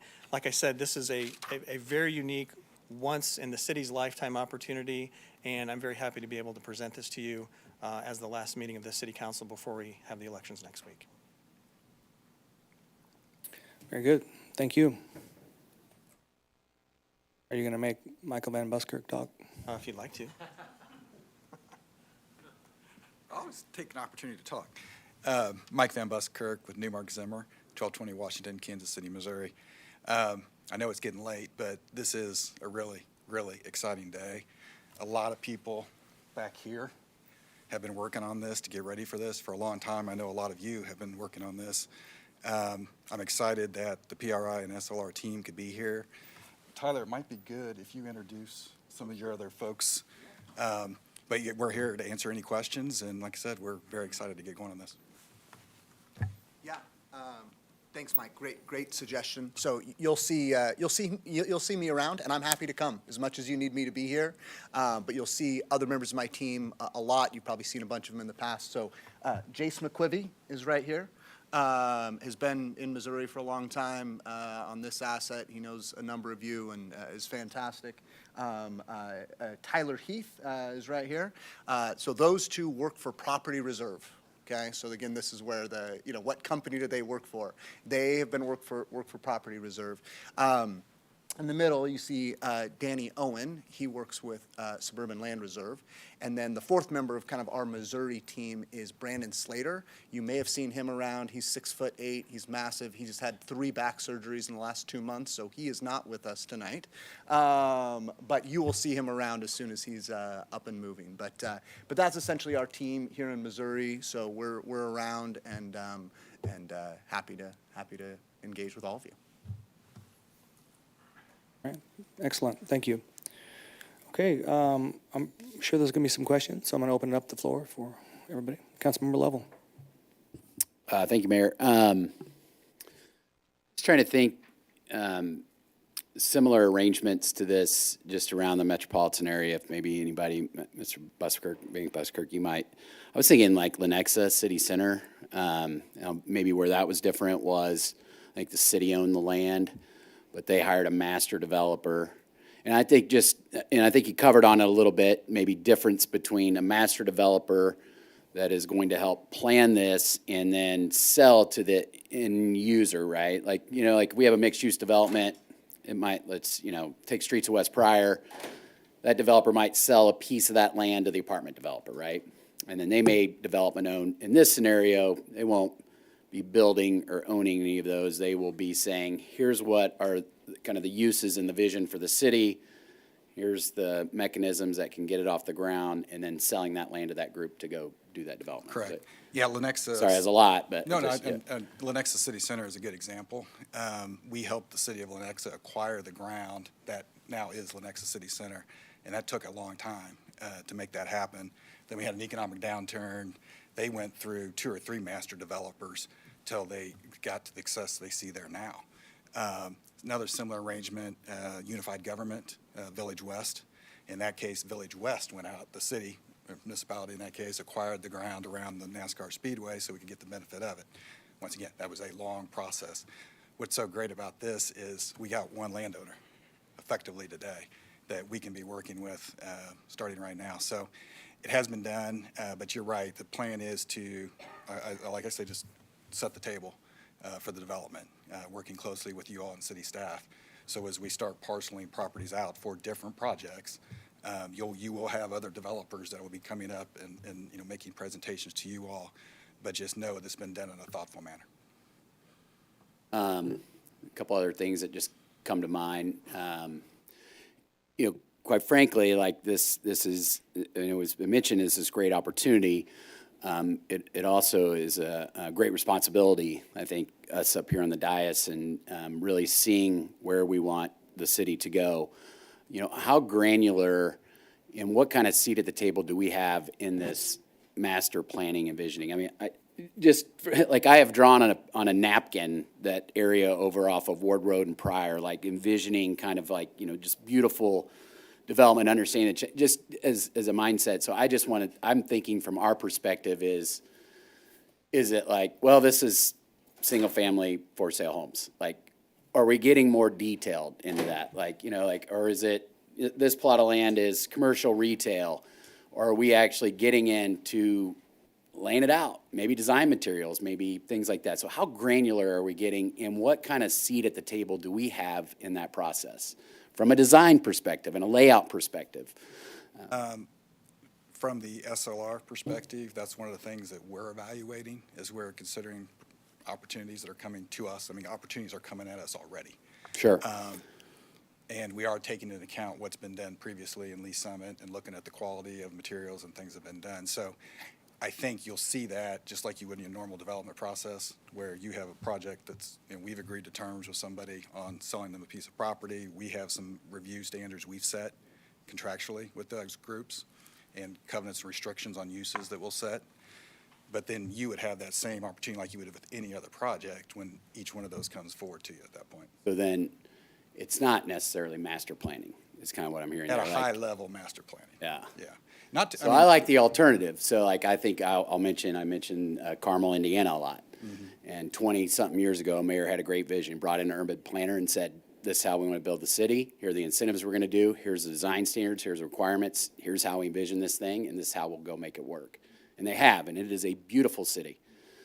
And so, you know, if we are going in with a memorandum of understanding for financing components, you know, it's a little, because that obviously, I don't want to put too much financial burden on us to do things ahead of time to make the land more valuable and then have a developer come in and ask for incentives too. So there's a lot of things that, like, we need to make this a great public-private partnership. Correct. I just would rather see this opportunity to go bigger, to really think clearly about how we want to develop this. My preference is really, like, if we're just going to sell a piece of land and here at single family home, the guy comes in and here's the development, like, that doesn't excite me. Like this, again, like, you know, so I guess, you know, just from my perspective is trying to think through this is how granular, how detailed can we get? You know, what kind of vision can we create? What can we really do as a collaborative effort to build something beautiful? Because, you know, I think we can get caught up in the, oh, it's going to make a lot of tax money. Well, you know what? I just want what's best for the community today and 10 years down the road. I don't want turn and burn development that, like, this is an opportunity here, and I think we got to be very careful about it. I think we have the right partners to do something special. I want something special. And if we're going to commit finances and money and all of that stuff, I think it's important that we have a really good seat at the table. But I think that's it for now. I've kind of some questions and some just dialogue. I just want everybody to understand kind of where I'm coming from. Let me just say that this is the first step tonight. Yeah. And there's a lot of things that this is a very important night.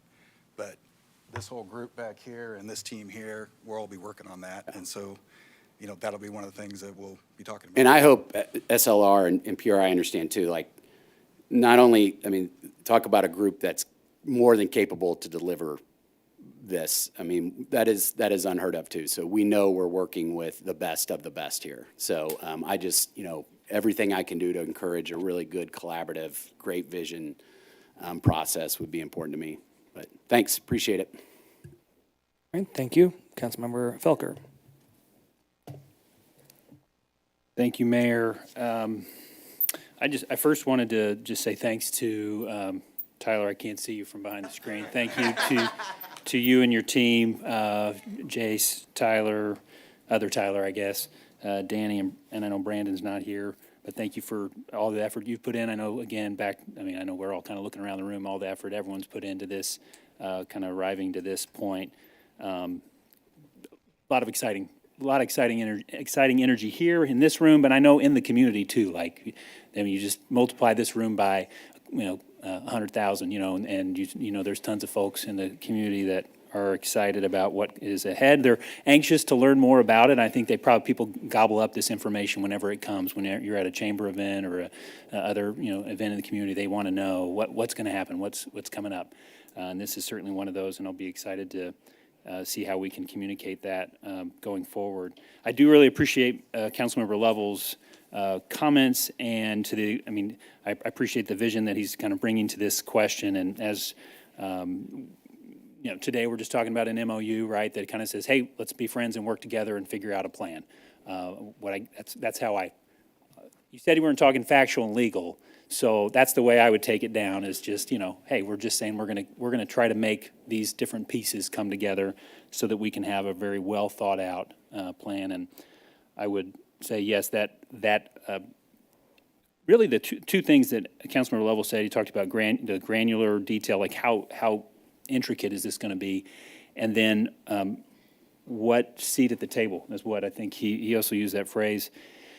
So I know how this has functioned, and Mayor Baird said it's more or less the same at the beginning, that the dialogue has been really between you all and staff, and that's appropriate. I think to some extent council is probably like everyone else in town, just hungry and wants to be a part of the conversation too.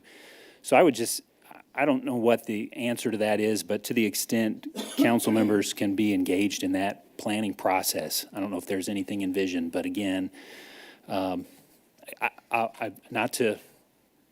just think there's something being said there that says that we'd like to be a part of that process. I do have a question or two when we talk about these. We've kind of bifurcated as to saying, like, what's the land use or the land use plan and the financing plan timelines.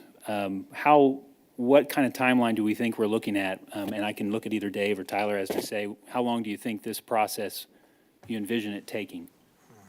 The planning part. I know there's tons, we've got years ahead of us, so. Right. So here's my thoughts on that. We're already doing that now, and our efforts, we've already sort of accelerated our efforts. We're meeting with a PRI, SLR team every other week, so we have, regular meetings, and we're in contact in between the meetings to prepare for the meeting. So we have a regular line of dialogue going. And to sort of answer the question and address the question that you asked, Councilmember Lovell, and to touch on this issue too, on the question of when will the city have input, how much input will we have, what sort of seat will we have at the table, the way you phrased it, here's my thought, and it's going to sound a little general, but it'll get more specific as we go. We're working on developing an infrastructure financing plan for tranches of this property. And when we bring forward a financing plan to you for a tranche, a chunk of that property, it's going to be based on a set of assumptions that we've all agreed to. We and the property owner have agreed to. The key assumption, one of the key sets of assumptions behind all the assumptions that lead into a financing plan is what are the land uses. So if we reach agreement on a tranche of land being a certain set of land uses, and then we're projecting these property taxes, these sales taxes, these CID revenues, whatever the source of revenues are, it has to be based on those land uses. So now to answer the question, when will we start to have a seat at the table and get involved in the land planning aspect of it? Once we're bringing forward a financing plan, which is based on certain land use assumptions, those land uses have to be produced to generate that revenue for the financing plan to work. So I think the answer to the question is, when we start to put that financing plan together, and one of the key assumptions is the land uses that's the backbone of that financing plan, we have to build those land uses to follow through with that financing plan. So I think when you start to see the financing plan, the land uses and Councilmember Lovell's question will naturally start to weave right into that discussion. And that sort of answers your timing. Now, to give you a specific date, I don't know. It'll be this calendar year. It'll be the next city council, unfortunately, for your involvement. I could be, I'm a public citizen, I Right, can show up. you can, yeah, be following along, certainly, but we anticipate that over the remaining balance of this year, we'll be working on the financing plan. I'm hopeful that we'll have something by the end of this year in terms of a financing plan to advance to the city council, and with that will naturally come the land uses within the area that we're focused on. So, and this, you kind of jumped up to something I was thinking about. Sometimes we might have a development that comes through, and perhaps due to zoning and other things, we may have little influence on whether we have to analyze it from a certain perspective.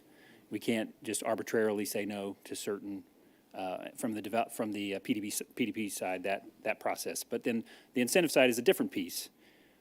And part of my thinking was, okay, sometimes the incentives come later, and if there is opposition to something, an incentive, if it's not granted, it may be, that project may not go forward on the basis of the applicant because the incentive doesn't work. Or if we don't approve it, their plans won't work. But what I think you just said is that if we, in the presentation of the incentive pre-project, is what you're talking about, that's the time in which we, to Councilmember Lovell's point, have the input to say, if we're going to approve this kind of incentive, here are the things we would want to have.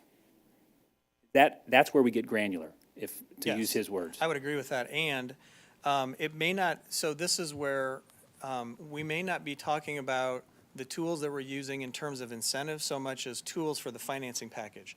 And what I mean by that is the normal mode of operation for city staff and the city council is project comes forward, private sector proposes a project, private sector makes the incentive request, you decide on the zoning and the PDP, you decide on the incentive request, and those are two separate decisions that you're making with respect to one project that's advanced by the private sector. In this case, we're trying to cooperatively plan for all of these large land masses with the current property owner, and if we're developing a financing plan that relies, as I said, the backbone of a financing plan, that if it includes city money, has to develop a certain way based on these land use assumptions, then you will be making decisions, the city council will be making decisions on the financing plan at the front end that necessarily require those land uses to occur to be carried out. So now, when a project comes forward, you will still have your normal zoning hearing. You'll have the rezoning hearing, the PDP. It might be a PMIX area, it might be a large area, it might be a single development, whatever the case may be. But if this works out the way that we're hoping, we have a financing plan before those projects come forward for the major infrastructure components. And if the backbone of that financing plan is certain land uses occurring in certain areas, sort of a bubble plan, 21 acres of this here and 20 acres of that there, that kind of planning, that's what's going to be needed to carry out the financing plan that we put together. So I think when you have your zoning hearings, you'll have the normal level of discretion and detail that you do in every zoning hearing, but we'll be visiting some of these land use issues when we put the financing plan together. So it's not as granular as a zoning hearing, but it's still the type of concern that I think Councilmember Lovell was asking about. Want to comment? Good evening, Ryan Elam, Assistant City Manager. Just wanted to add a little bit on to what Mr. Bushek was saying there. If you think about the kind of zoning as a whole, if you will, and the city as a whole, we have our comprehensive plan that helps set out a lot of that vision, that sets out the community vision, that sets out the land uses on that bubble plan type area. It sets out different goals. It even sets out visions for site design standards and some design standards associated with that. This plan that will come in will essentially be an amendment, an ability to amend that comprehensive plan, so you can get a little bit more detailed with that at that step, and you get a little bit more specific with different areas. And then each development that comes through will have to not only fit with the comprehensive plan, which fits with the vision of the city overall, but I'll call it the mini comprehensive plan for this specific area that might have a little bit more detail associated with it. That all does have staff and council input and discussion. And then each one of those individual developments is where you're going to get into the detail of the elevations and the materials and things like that, as well as any changes or modifications that are made to the UDO. From a design standard perspective, I know that updating the design standards from a material perspective and some of the architectural requirements is a stated goal in the comprehensive plan, and is a stated goal that's going to be worked on by Development Services over the next year with the Planning Commission and the City Council as well. So a lot of those umbrella items, I guess is what I would call them, all feed into from broad to detailed, and they all fit together. Okay. Thank you. Couple other questions, maybe from Mr. Buswell. So you've entered into these kind of MOUs with other communities? I guess is a question. Yeah. So it depends mentioned on surprise, but yeah. It depends on the municipality. So I would say what is something a little bit unique here in Lee's Summit is some of the infrastructure that's needed. So there are some places that it's completely a blank slate, right? And then there's some places that have infrastructure great on the west side and not good on the east side, and so this is not super unusual what we have here. But I mean, in particular, they talked about the 1,000 acres to the north. There's some really unique kind of infrastructure things for pump stations and other things like that, just to develop that land. That's great property. It's right off the freeway. There's good access around it. You've got the recreation to the east. I mean, it's a great piece of property, but to build it, to construct on it, it's not really financially viable unless there's certain type of infrastructure. So, long way to say, we have done things like this. We have done things much bigger than this, quite frankly. We've done larger areas with more complicated infrastructure. But here you have the north piece that needs a lot of infrastructure. Of the kind of 3,000 acres to the south, there's probably, I don't know, maybe I shouldn't speak exactly the numbers, but I'd say a third of it-ish. There's already certain existing infrastructure that you can develop sooner rather than later, but then there's certain portions that the infrastructure just doesn't exist, it is more of kind of a blank slate. So, and then obviously once you start thinking about, well, what if the 3,000 acres had, again, thousands of people living on it? What other things do we need? Do we need, another fire station?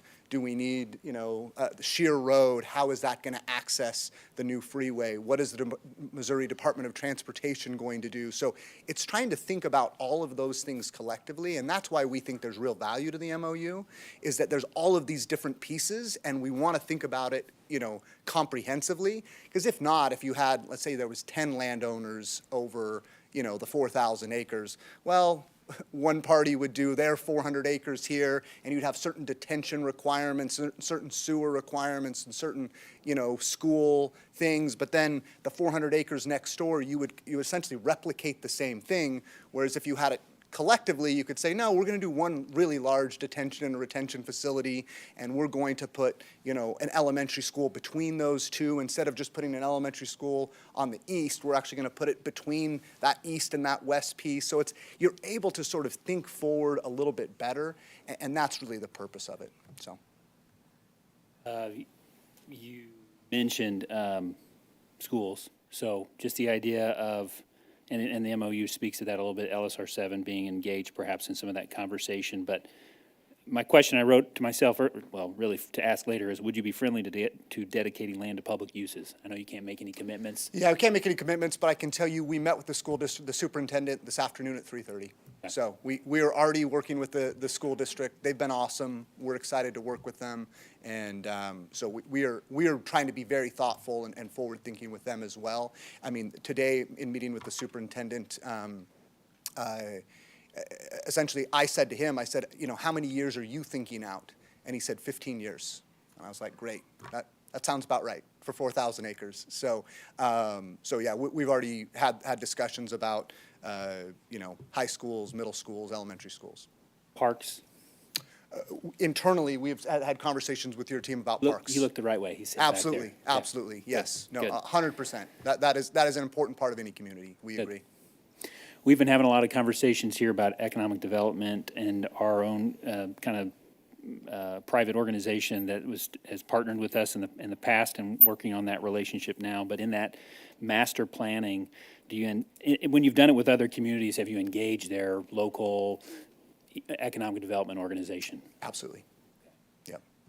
As ours kind of is re-energizing some things and trying to have an established direction, I think that would be a great, on your part, engaging our chamber, however you can bring those local players in. We would love to. And if there's anything on our end, just know that you're like, hey, we think something like this. Yeah. Hey, we think you should be doing this. We would love that. Again, I grew up in Topeka, Kansas. I didn't grow up from too far from here. I have a cousin that lives in Lee's Summit. So, I mean, I'm familiar with this community, but I don't live here.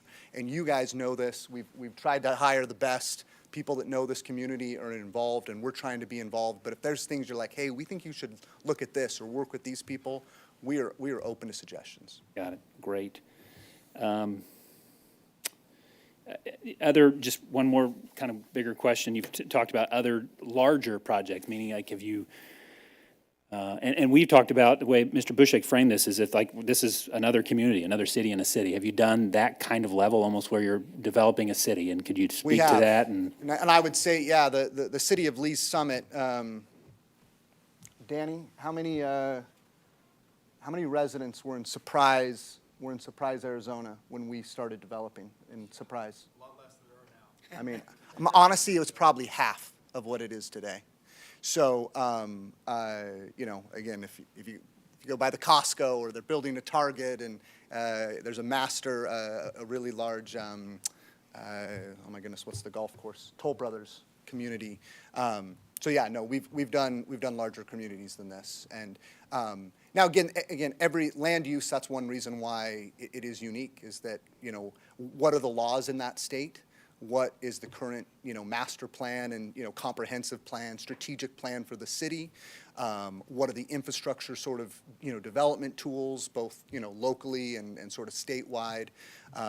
So all of those things come into play. But yeah, we've done stuff all over. great. Well, thanks for being here, for taking time. I know you might say you grew up in Topeka, but I know you're far from home now, your team, so thank you for making the time to spend with us. It means a lot, certainly to me, and I'm certainly know for us on behalf of the citizens we represent. So thank you. Appreciate Mayor. Thank you. Councilmember Shields. Here. I just want to start by thanking staff and SLR, PRI team. This is something that our city obviously has been thinking about, talking about for a very long time. I remember 4 years ago when I ran for city council, it was a big topic of discussion at all of our forums, and it's really exciting to see this really starting to move forward. That I understand the Memorandum of Understanding, it's kind of a agreement to work towards an agreement, but it is a really concrete step that we're actually moving forward towards some real terms, towards some comprehensive planning, and I think it's just gonna be really good for the city. So I don't have any real detailed critiques, because it's not a really detailed agreement, and I think that's okay, but I'm really glad that we're having that big picture thinking, that we can look at how to plan this area. I know that staff and the developer, you guys have been thinking hard about this, how we can most efficiently do things like sewers and detention and all the utilities and infrastructure needs. So I'm just really excited to see this moving forward, and I just wanted to say that I appreciate you all being here tonight. As the mayor said, we've talked a lot about you, but it's really nice to finally meet you. So thank you for being here. Thank you. When will we see you again? Like communications wise, Mr. Bushek or Mr. Elam, what kind of, like, checking in, just to kind of, because this is tough. It's a tough night to follow, because all of a sudden we're engaged, and then I know it takes time and such. So what's just a realistic expectation, so that somebody's not asking me next month when you guys are coming back? What I can say is that staff and the PRI and the SLR team are meeting bi-weekly right now, so either virtually or in person, to kind of work through issues to make sure that we're moving things along. After this meeting right now, we're going to work towards a hard schedule as to when to bring forward the financing plan and those items. But I don't believe we have a schedule determined for that Okay, well, yet. I think it's just important to, you know, let's say, because you technically, you have the property on the market, and so once you put a deal together, sometimes we get a little, I don't know, we want the information at the same time that the media gets it, rather than the media getting it and then we see it. So if you could find a way to communicate in that way, Mr. Van Buskirk, you know, just find a way to, okay, when you send this to the press, also hit the send button, or have somebody hit the send button to us, so that we're not surprised, or at least we're not, somebody doesn't call us, or we don't see it on social media before we know about it, that type of thing. It's just one of those comfort things. Anybody else before we let these gentlemen go? All right. Well, hopefully you figured out all the great places to eat in town and hang out. But if you need any tips, we're here. We know them all. We all have different opinions. There's a lot better food here than Topeka, I'm just going to tell you. I'm sure of that. And so, but yeah, it means a lot to us that you did come tonight and we get to see you, and that we're at this moment where we're coming to an agreement to work towards an agreement. So if you guys don't have anything else, then we will keep going. All right, thank you. So the next thing on the agenda is an ordinance approving this memorandum of understanding. Councilmember DeMoro, do you get the honors? Would you please read bill number 24-062? Thank you, Mayor. I move to advance to second reading bill number 24-062, an ordinance approving the memorandum of understanding between Suburban Land Reserve, Inc. and the city of Lee Summit, Missouri, for development of land owned by Property Reserve, Inc. We have a motion to move to second reading, bill number 24-062 by Councilmember DeMoro, seconded by Councilmember Felker. Discussion?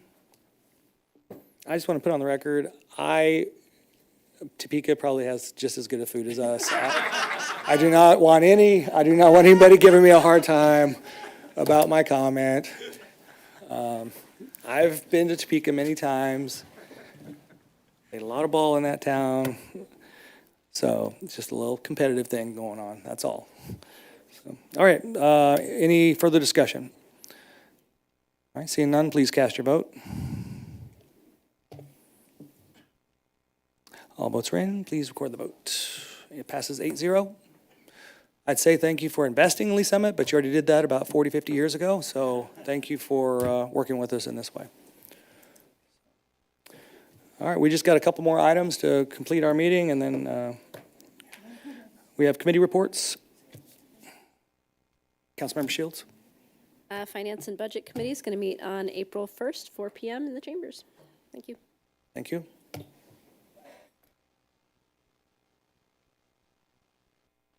Public Works is worn out from the last meeting, I guess. Then we'll go to council comments. Not seeing any council comments. Staff roundtable. Yeah, real quick, Mayor, a few things. One, while we've got PRI and SLR folks here, I wrote down quite a few partnerships that we've already worked with PRI on. I think about Todd George Parkway and where our water tower and Hook Road is at, and some detention basins, Ward Road, Pryor Road. List goes on and on. Strother Interchange, where we've worked with PRI cooperatively, and we thank them for working with us on getting infrastructure through their property. So this is kind of another phase of a kickoff of another relationship with PRI. So I wanted to acknowledge the cooperation that they've shown with us as a I think community. it's just property reserve now. Property I'm just reserve. saying, I Okay. noticed that. But Councilmember Felker's pointing out little things. I wanted to point Okay. that out. I'll get it straight. Couple quick reminders. Tomorrow, actually, between 2 and 6, we'll have our career fair at the Gamber Center between 2 and 6. We've got positions open in airport, water utilities, municipal court, finance, IT, development services, police, in our admin division with department with performance management analyst, and many opportunities in our parks department. So if you know of folks interested in any of those, send them to the career fair, 2 to 6 tomorrow at Gamber Center. And then on April 4th, we won't have a meeting on April 2nd. We have the election, but on April 4th, the hose uncoupling for our new Fire Station 4 up on Lakewood Way at 11 o'clock in the morning. That's it, Mayor. Thank you. Thank you. Okay, we need to go into closed session. Sir? Councilmember DeMoro. Thank you, Mayor. Pursuant to Section 610.021 of the revised statutes of the state of Missouri pertaining to individually identifiable personnel records, performance ratings, or records pertaining to employees or applicants for employment, I move for closed session. Second. I have a motion to go into closed session by Councilmember DeMoro, seconded by Councilmember Shields. Discussion? Seeing none, can I get a roll call vote, please? Councilmember DeMoro. Aye. Councilmember Shields. Aye. Councilmember Pryor. Aye. Councilmember Lovell. Aye. Councilmember Hodges. Aye. Councilmember Felker. Aye. Councilmember Edson is absent. Mayor Pro Tem Lopez. Aye. Mayor Baird. Aye. Thank you all.